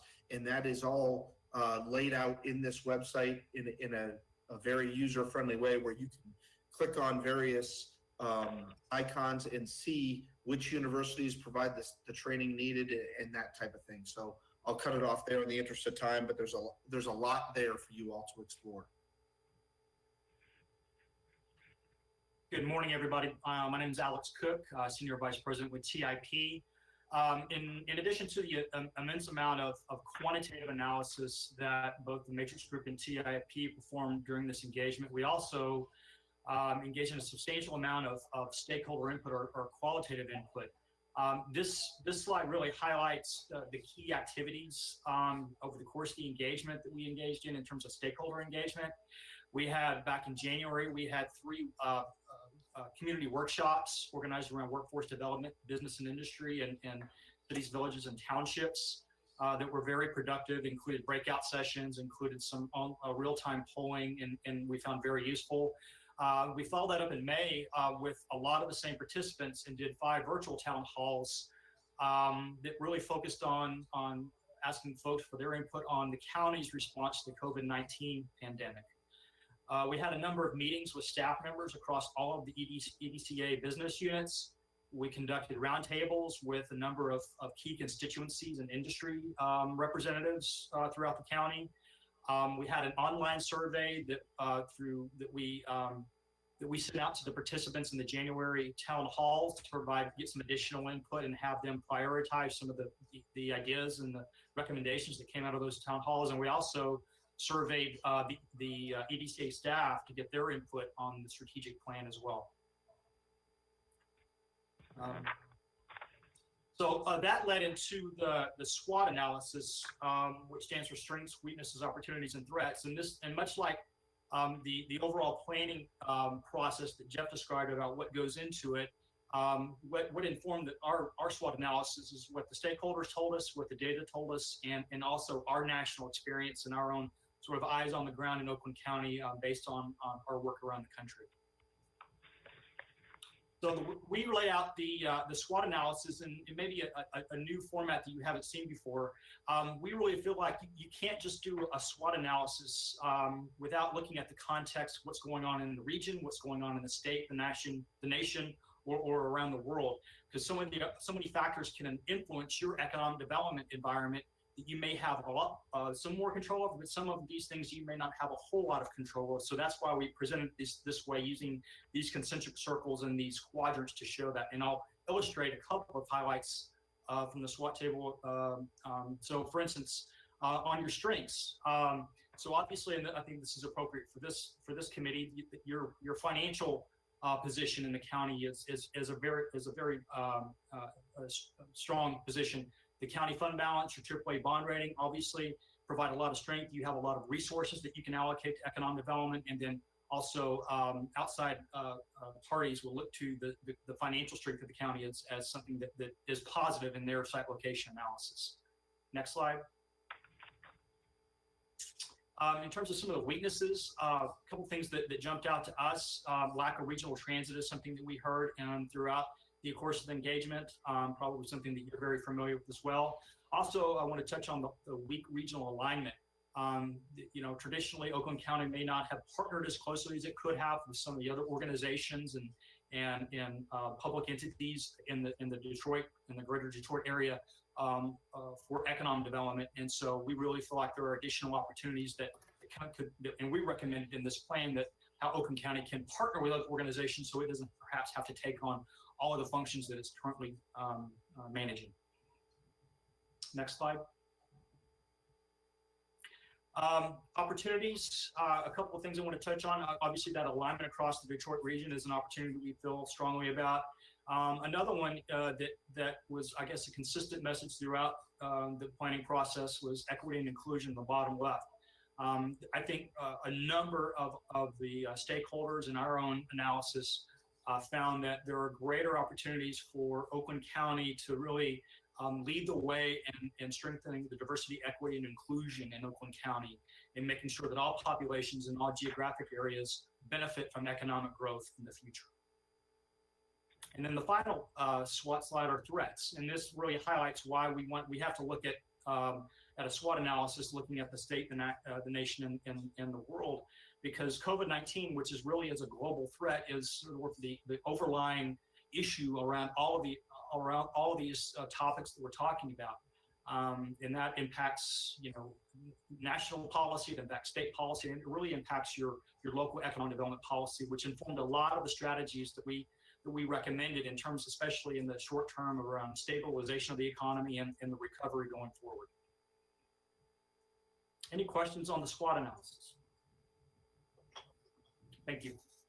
Thanks, Alex. The next task Matrix took the lead on, and that was helping the EDCA staff conduct a review of themselves as the new strategic plan is being developed. The county wisely said, okay, if we're going to head in a new direction with a new set of goals, how can we best organize to achieve those?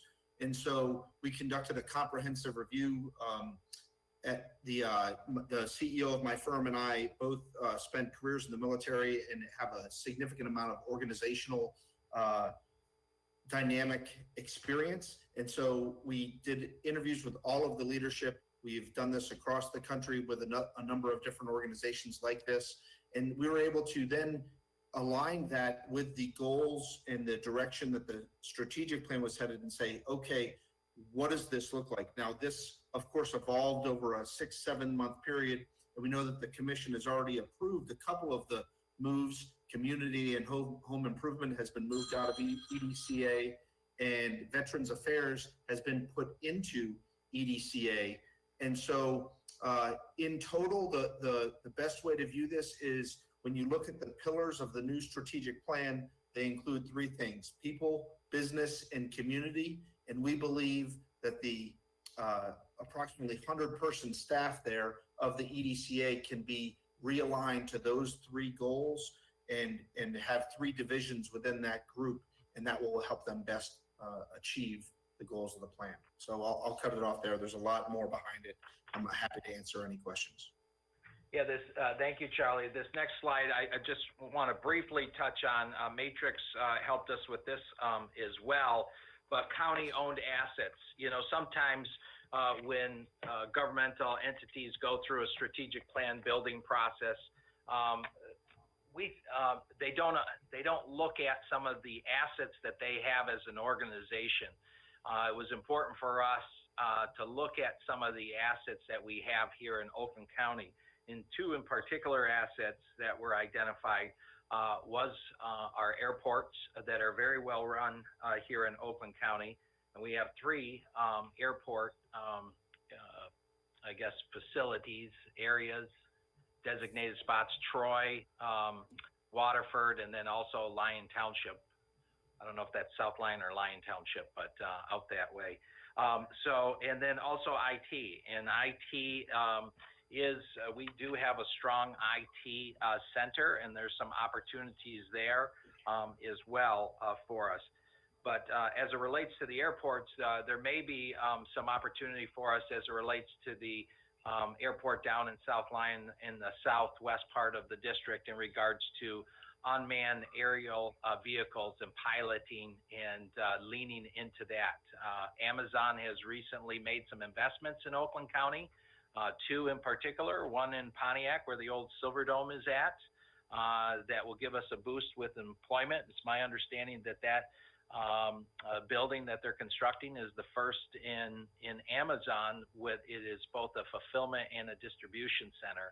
Also, they have a distribution center out in Lyon Township as well. So it's our intention to interface with them, and there may be opportunities in helping to pilot some unmanned aerial vehicles and leverage some of our assets from that perspective. There's a bigger conversation on this, and we'll be happy to share the overall written report as well, but I just wanted to give that as an example. Next slide. So, Jeff, do you want to take this slide just real quickly? I'm actually going to turn it over to Jacqueline to take everyone through this. Okay. This. All right, great. Okay. Hi, everyone. I'm Jacqueline with TIP. Just wanted to give you a brief overview of the strategic plan itself. So this slide gives you the overarching framework for our plan. We've tried to distill our 70-page plan into this framework. So with input from stakeholders and staff, we came up with a new mission and vision for the EDCA department with the hope that it would help kind of unite everyone's work. As Charlie alluded to, the plan is really organized around three main pillars. The first is business, the second is community, and the third is talent. And then we also have 5 guiding principles for the work of the EDCA team. Next slide. So Jacqueline, just go back to that slide 1 second. I want to add for the commissioners just a little bit of context. When we see that business vitality and diversification, what you should be thinking to yourself is business development, the business attraction, the business retention of businesses here in Oakland County. When we talk about that community development, what you should be thinking about is Brett Razigan and his group in planning and brownfield redevelopment and those activities, the Main Street program. When you see talent development and attraction, you should be thinking of Jennifer Llewellyn and workforce development. So I just wanted to tie that down and give you a little bit more context. Thank you, Jacqueline. Yeah. So a little bit more detail about those 5 guiding principles. These are meant to guide the approach and focus of EDCA. So you'll see things like responsive governance and being data-driven and efficient. But I also want to point out, as Alex has mentioned, we believe that EDCA can do a lot in partnering with others in the Detroit region. And so we've called out the county as a convener and a catalyst of innovation. Of course, equitable and inclusive development came up a lot in all of our stakeholder engagement sessions. And finally, I just want to emphasize again the need for collaboration across the region. So these are 5 guiding principles to focus the team's work. This slide gives you a sample of the strategies under each pillar. The document is very detailed, and we make a lot of recommendations about different strategies, actions, and timing of all of this. The important thing to take away is that this is all meant to give the team a little bit more clarity and focus moving forward. And as Sean mentioned, under each pillar, so for example, under the business pillar, the business attraction, business development is certainly in there. We've called out things like the Defense and Aerospace Initiative. Under community development, we think that continuing the work that the county has done to support small businesses through economic recovery is really important, and also helping communities such as Pontiac and other economically distressed communities. And then under talent, I'll call out Oakland 80, of course, is a huge and ambitious initiative that the county is undertaking. And then there are other kind of talent attraction and retention strategies. So really high-level snapshot. Okay. And then the last piece here, sort of in the spirit of being data-driven, we've made some recommendations around key performance metrics that the team should be thinking about. So we've made metrics organized under each of those pillars and also have set 5-year growth targets just based off of our research about past growth and trends kind of moving forward. So the hope is that each unit will sort of set a baseline and that this group of metrics can help the team keep an eye on, what's important. Thank you, Jacqueline. And thank you, Matrix and TIP Strategies. Appreciate the partnership. We'll open it up for questions. I just want to comment, this is an important document plan for us. It's not just a presentation. We do have a written document. We'd be happy to share that with you. We felt it was important to make sure that we were getting in front of the Board of Commissioners that's also stakeholders. So please understand, this isn't considered to be the final draft. This is where we're at. So we welcome any comments, thoughts, ideas from the Board of Commissioners as well. We want to make sure that that's incorporated. It's our intention to make sure that this is an active document and that it just doesn't sit on the shelf. But it is important. It is very important for us to make sure that we move aggressively to being strategic and not transactional, and that we have a plan and that we we move to, as I say, away from checkers and into chess. Because it's about the strategy, and we need to be pursuing some things, and we need to be stretching. Some things we'll lose, and that's okay. But there's a collateral benefit for aggressively pursuing things as well. So, anyways, I will stop there and turn it back over to you, Madam Chair, and welcome any Thank questions you. or comments. I see Commissioner Powell first. Hey, I had a question, on the slides where, you had gave like, it was like 3 or 4, I can't remember, but on it, it gave abbreviations of the different categories. Yes. I forgot to write down the name of the slide as you was going through it. But I was just saying for future, if possible, or Sean, if those abbreviations that y'all broke down, I just was trying to wonder, like, what was it? Like, what are those? Okay, all right. Oh, just for future, I'm just for sake of time. I just wanted to know for myself, if you could just explain what those abbreviations was when you all were categorizing, just our future plan and what y'all was focusing on. It was like 3 or 4 slides. I couldn't remember who was talking and referring to them, but I just wanted to know what the abbreviations were. That's all. I think it may have been Jacqueline that was talking. Do we have some abbreviations there? I think we have a couple. No, it wasn't with Jacqueline. It wasn't with, is there any, okay, go back. Can you go back? Is there any way, yeah. Okay, this the first slide, right? Okay, keep going. Keep going. And I will add in the document itself, we appreciate acronyms or make us crazy too. And so in the document itself, we've worked hard to make sure to spell those out so that it's anyone who reads it has an appreciation for what those mean. Okay, but keep going, so I'll just let y'all know which slides I was referencing. Keep going. The SWOT, no, keep going. Yeah, these ones, the strengths, those right here. As you were flipping through the side, so you got FDI on this one, and then there was a couple on another one. So yeah, I'm just referencing those different, no CVB, like what does that mean? Lack of VC funds. I just would like to know what that is referencing as I'm reading, I guess, moving forward when I go into depth of reading this. So I was just trying to bring to y'all attention to make sure the abbreviations are spelled out for our clarity. That's all. Thank you for that input. We certainly will. Yeah, thank you so much.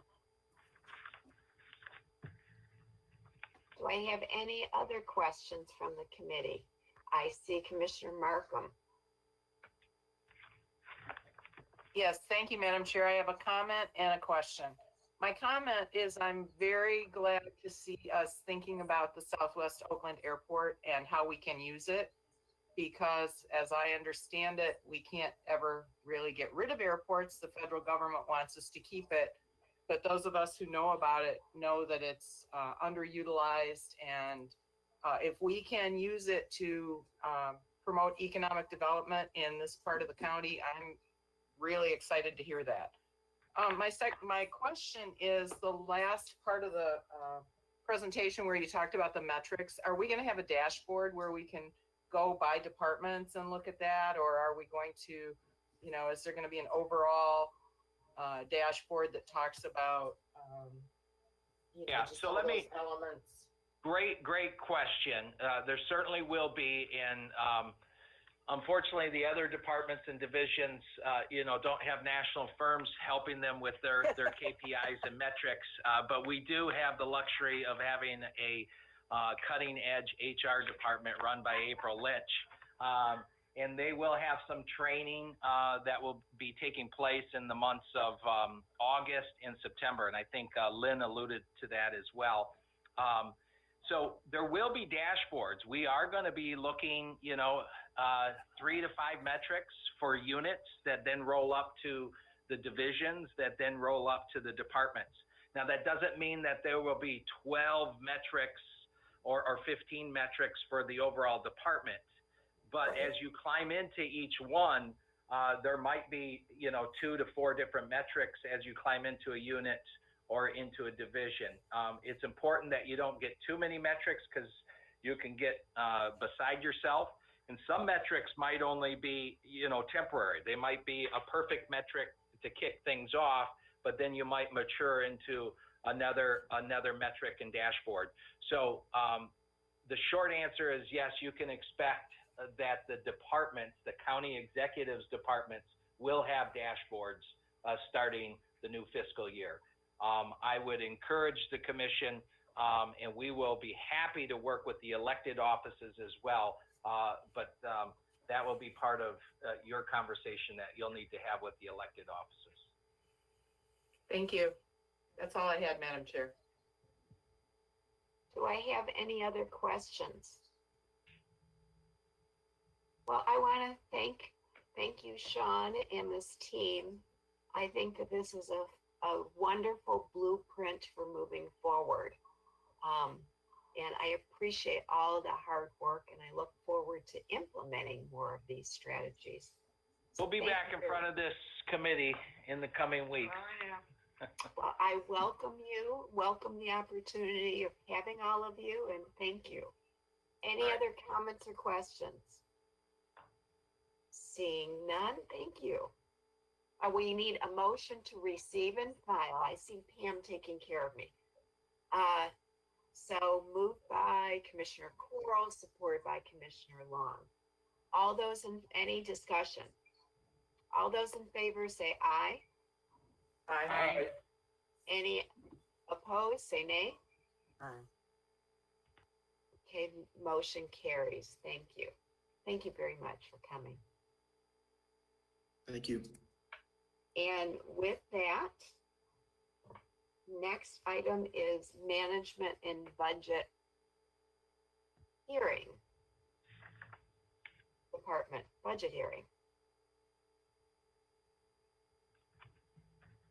Yes, so that's us again, right?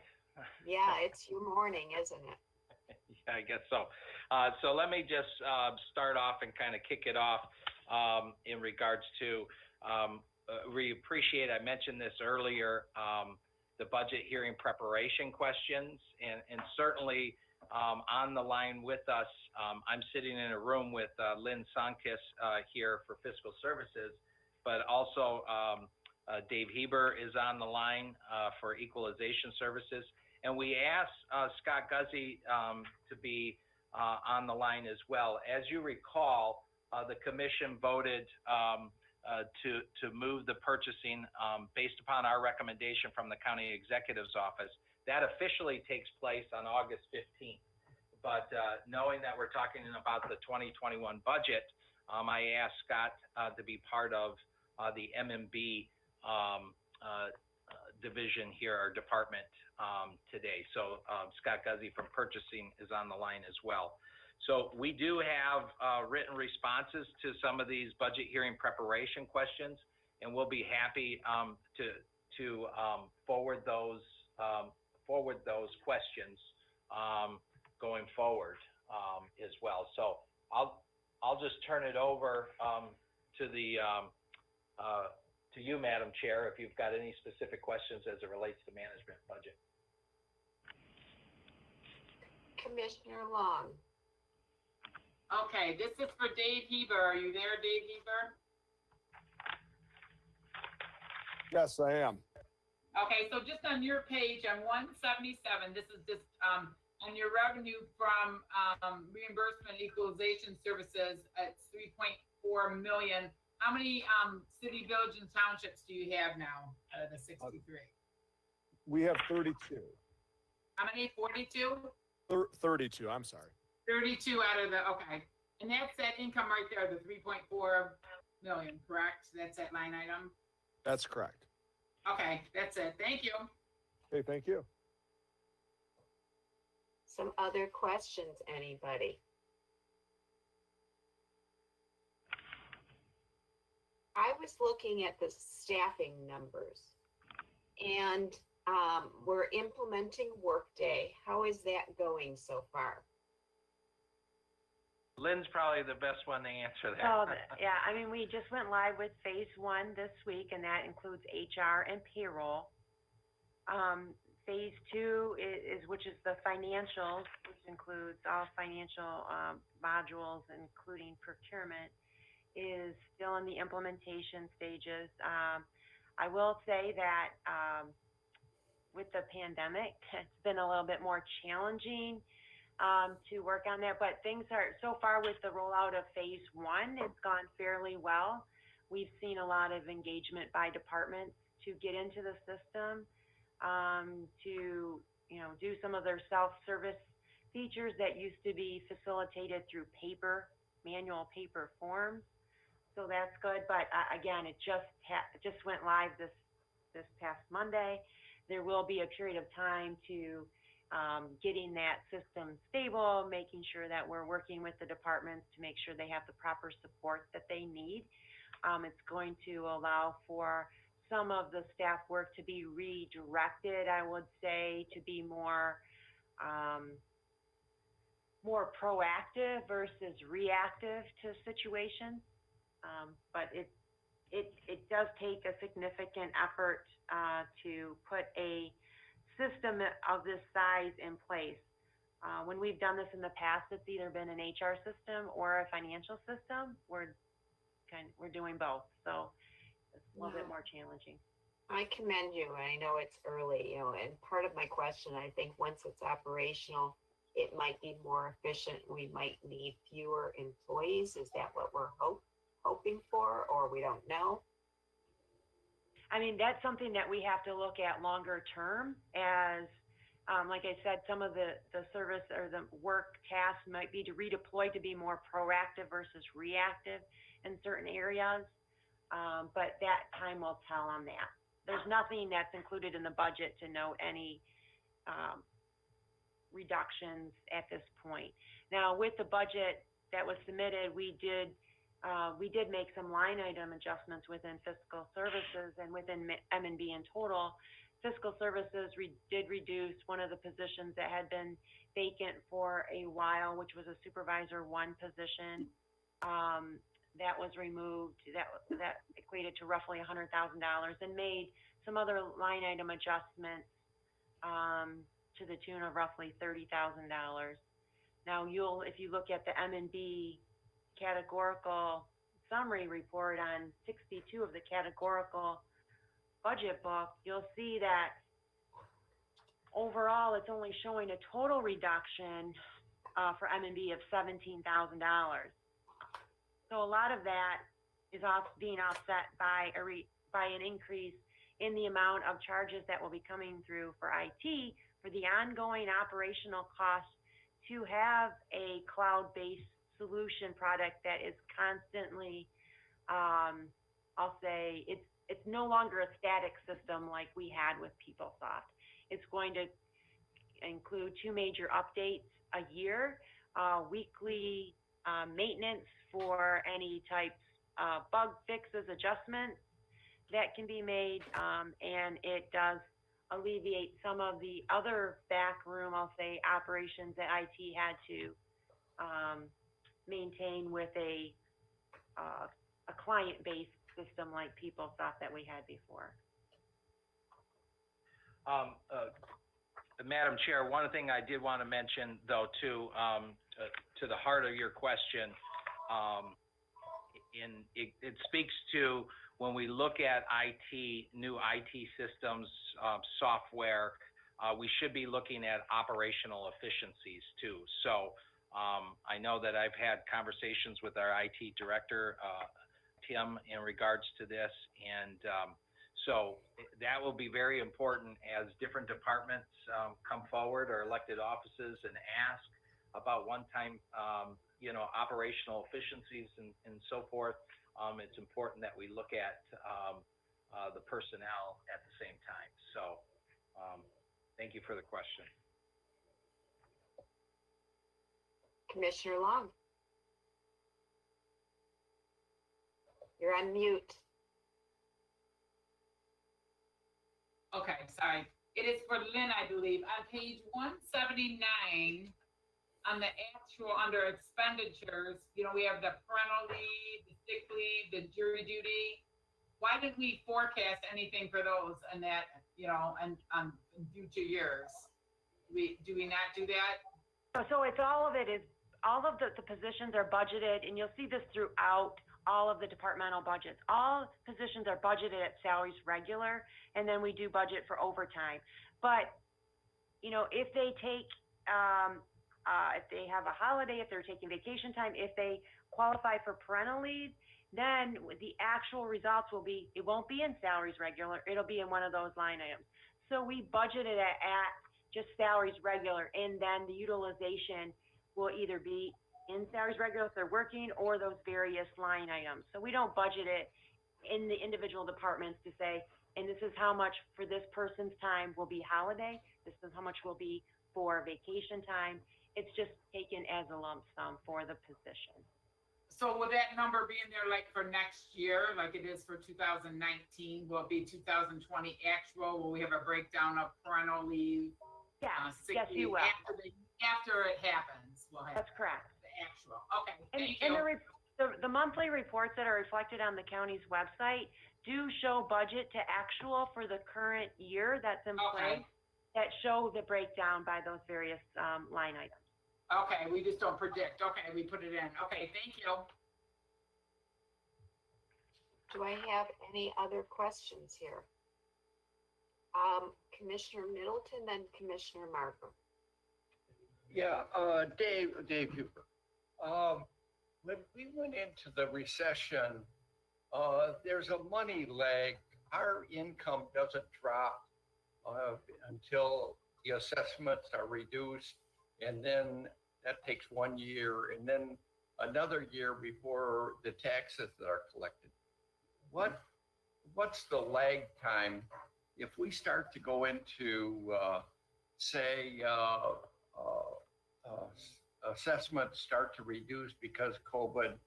How long does that take before the county's revenue starts to be affected? Okay, well, basically what we already have adjusted for a revenue change from what we did a year ago.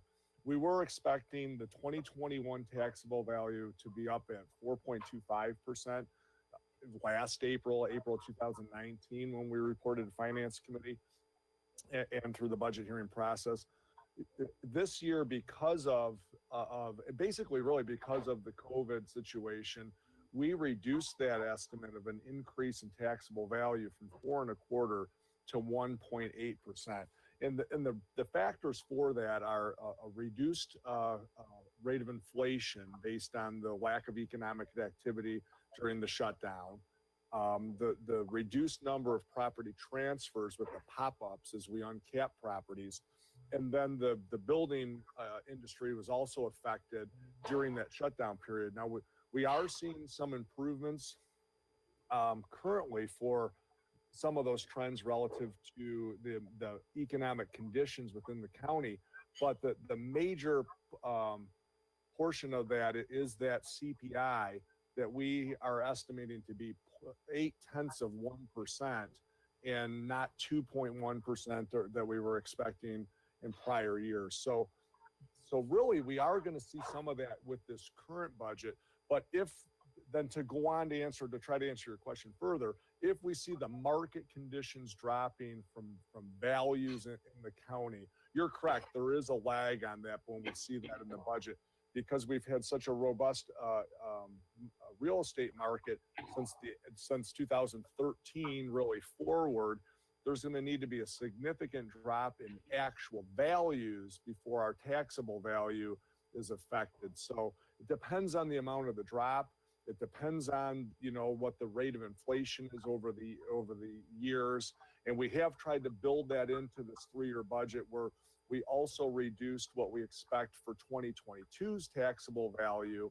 And then we did make some millage rate adjustments that are slightly higher than what we had predicted in 2019, only by 0.02 mils. But we're really trying to give you the best estimate that we have for what we can expect for 2021 taxable value, 2021 maximum authorized rate for property taxes that'll be levied in July of 2021, And we're sitting here trying to figure this all out in March, April, May, and now we're going through this budget hearing process now. So there is a lot of estimates based on, our largest source of revenue for the general fund. But over the years, I think we've done as a county a good job with that. And I hopefully my fingers are crossed, but I think we're doing a good job with that, with the current process as well, which really hasn't changed other than obviously some of the individuals have changed. Does that answer your question? Yes, thank you. In a roundabout way? Sorry about that. Yes. Are you done, Commissioner Middleton? Yes, I've been. Okay, so that Commissioner Markham. Thank you, Madam Chair. I have a couple, first of all, I just want to make a statement to Dave Heber, because every time we meet together, I bring this up. What are you going to do about Headley and telling the state we need to do something about this someday? I know you can't do anything about it, but it is, to me, it's completely absurd. Every year we go through the budget, we're cutting money because, this arbitrary thing that hurts everybody. But My philosophical rant, I will ask a question now. On page 174, under contractual services, we have $110,000 this year spent and $163,000 projected going forward. What kind of professional services does this department use this money for? So this is Lynn. So about $133,000 of the total M&B is related to fiscal services. And those services that are included are, we have a contractual arrangement with a company to provide indirect cost allocation plan services. So that's a rather specific niche and expertise that we leverage professionals to do that plan for us. Putting the rates together for the internal service? No, that's not for the internal service funds. Okay. It's indirect cost plan to show what is the administrative costs for running the county that can be charged off to grants and proprietary funds.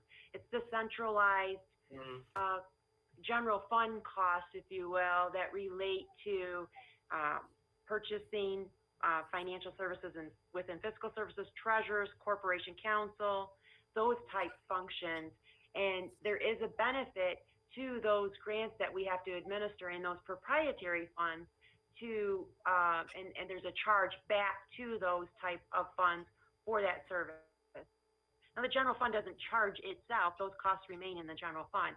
But it is a professionally developed plan by a company that takes the current company, does do a large population or a large number of communities within Michigan. And that contract value is about $120,000 to $140,000, I believe, over a 5-year period. That contract actually expires March of 2021 and will be rebid out. The other piece that relates to fiscal services is we do Title 4D billing that relates to friend of the court operations. That again, with the amount of detail and expertise required to provide that information to the state, we leverage the professional services to do that. That is about $40,000 a year, and that contract expires June of 2021. So both of those contracts will be bid out next year. Now, those are the two larger type contracts. Both of them have a value of under $200,000 or less. One of the newer contracts that we have to look at putting in place is because of the Workday implementation. Workday does not directly transmit the information to the taxing authority, or the tax authorities, the IRS, or the state of Michigan. So we have to facilitate that through a third party. So some of that funding will be utilized for that, and that will be well under, I think it's anticipated to be maybe $20,000 a year at this point. We're just got through the RFP review and are working on a statement of work. There's also numerous other contracts that are utilized at a county-wide basis for process serving for the court collection process. Reimbursement unit handles the court collections for court-ordered fines, fees, costs, and we have to use process servers for that. And that is a county-wide a contract, and we don't utilize it that much in comparison to some other departments.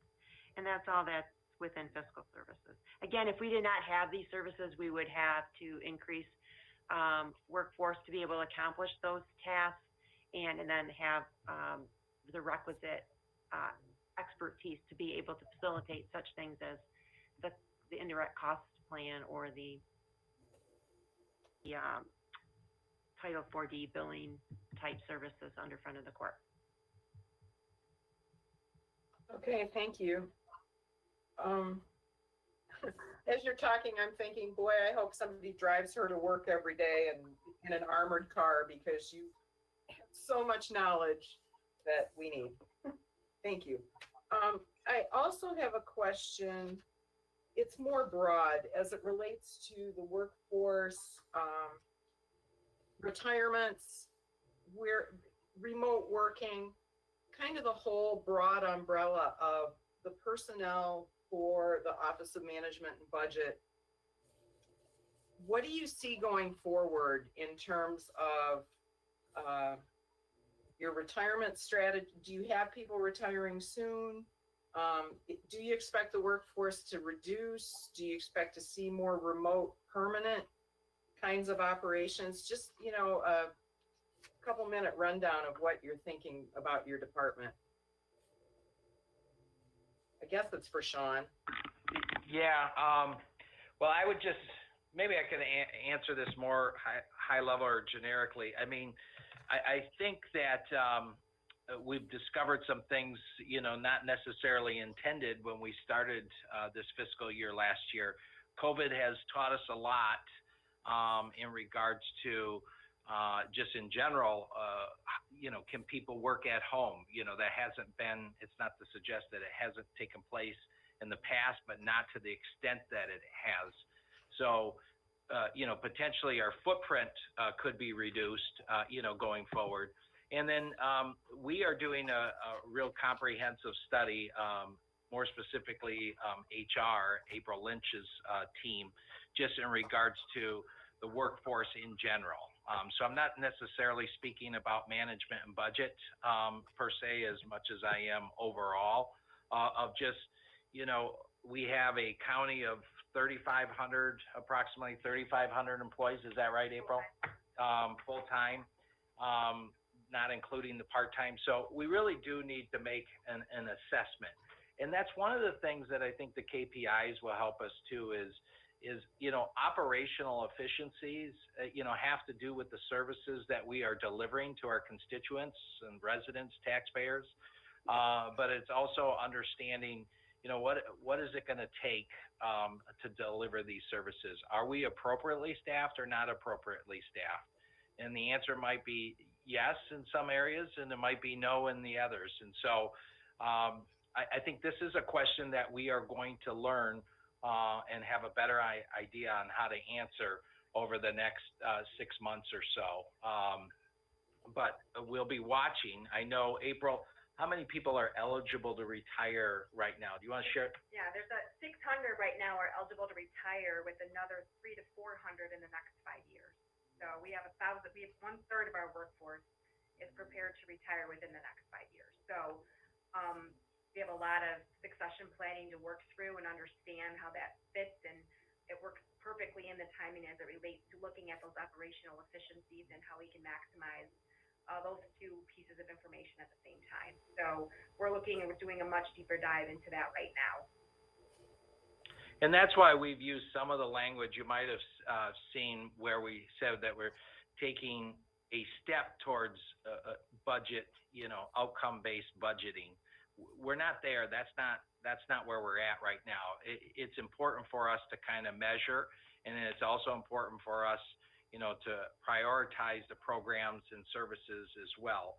And I think that's one of the appreciations that we have for these preparation questions that were sent out for each of the different departments too. So sorry I don't have an exact answer for you, but hopefully that will satisfy your question at this time. Well, I'm not really looking for an exact answer. I'm more looking for the departmental operations to be thinking longer term about this as it relates to the budget. And, I have a sense that COVID is this year we're okay, but if this drags out, we may be contending with, financial issues again that we haven't seen for a while. And if the departments can be thinking ahead in this regard, I think it's really important at this point in time. So Yeah. that's all I have, Madam Chair. Yeah, thank you for that, because I think that's the key point right there. And that's part of our job. And I think just naturally doing a dashboard and the KPIs will naturally put us in that frame of thinking as well. Thank you. Thank you, Commissioner Middleton. Yeah, to that point, is the administration looking at an early retirement package?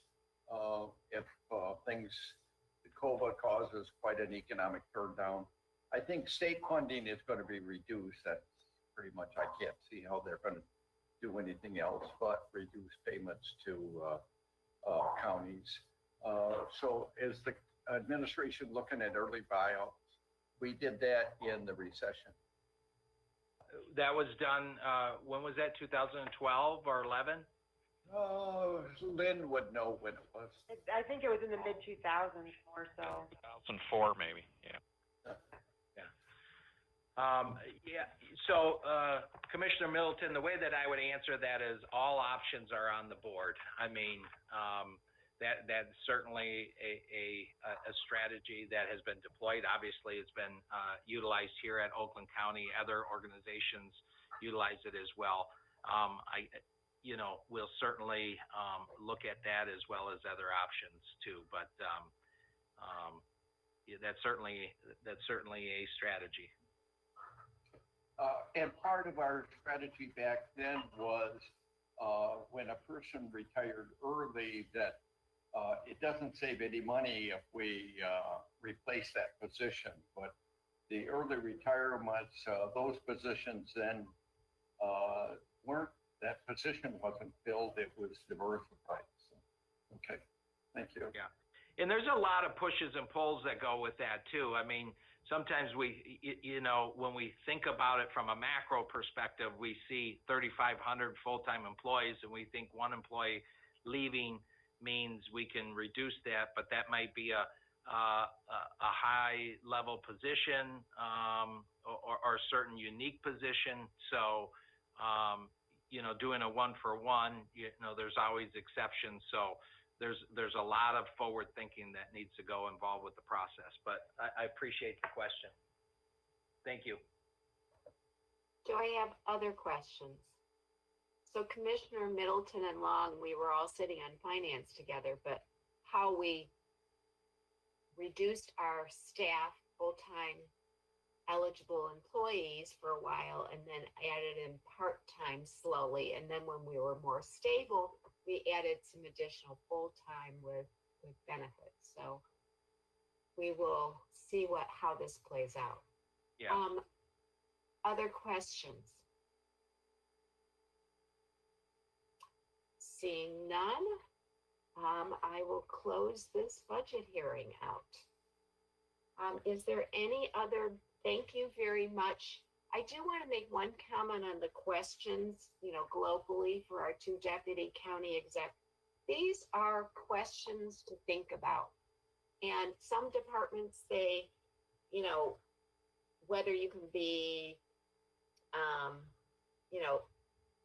protecting the environment as closely as some other departments. It's not a yes or no, it's thinking of some of these issues. And so I don't want any of the departments to be scared about coming before us. We're just trying to get you to think. We might ask about it.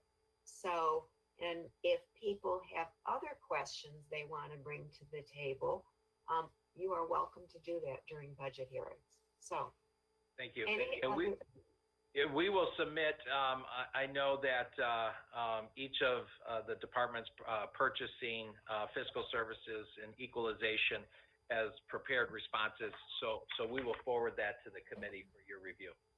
thank you very much. I appreciate it. Any other questions or comments?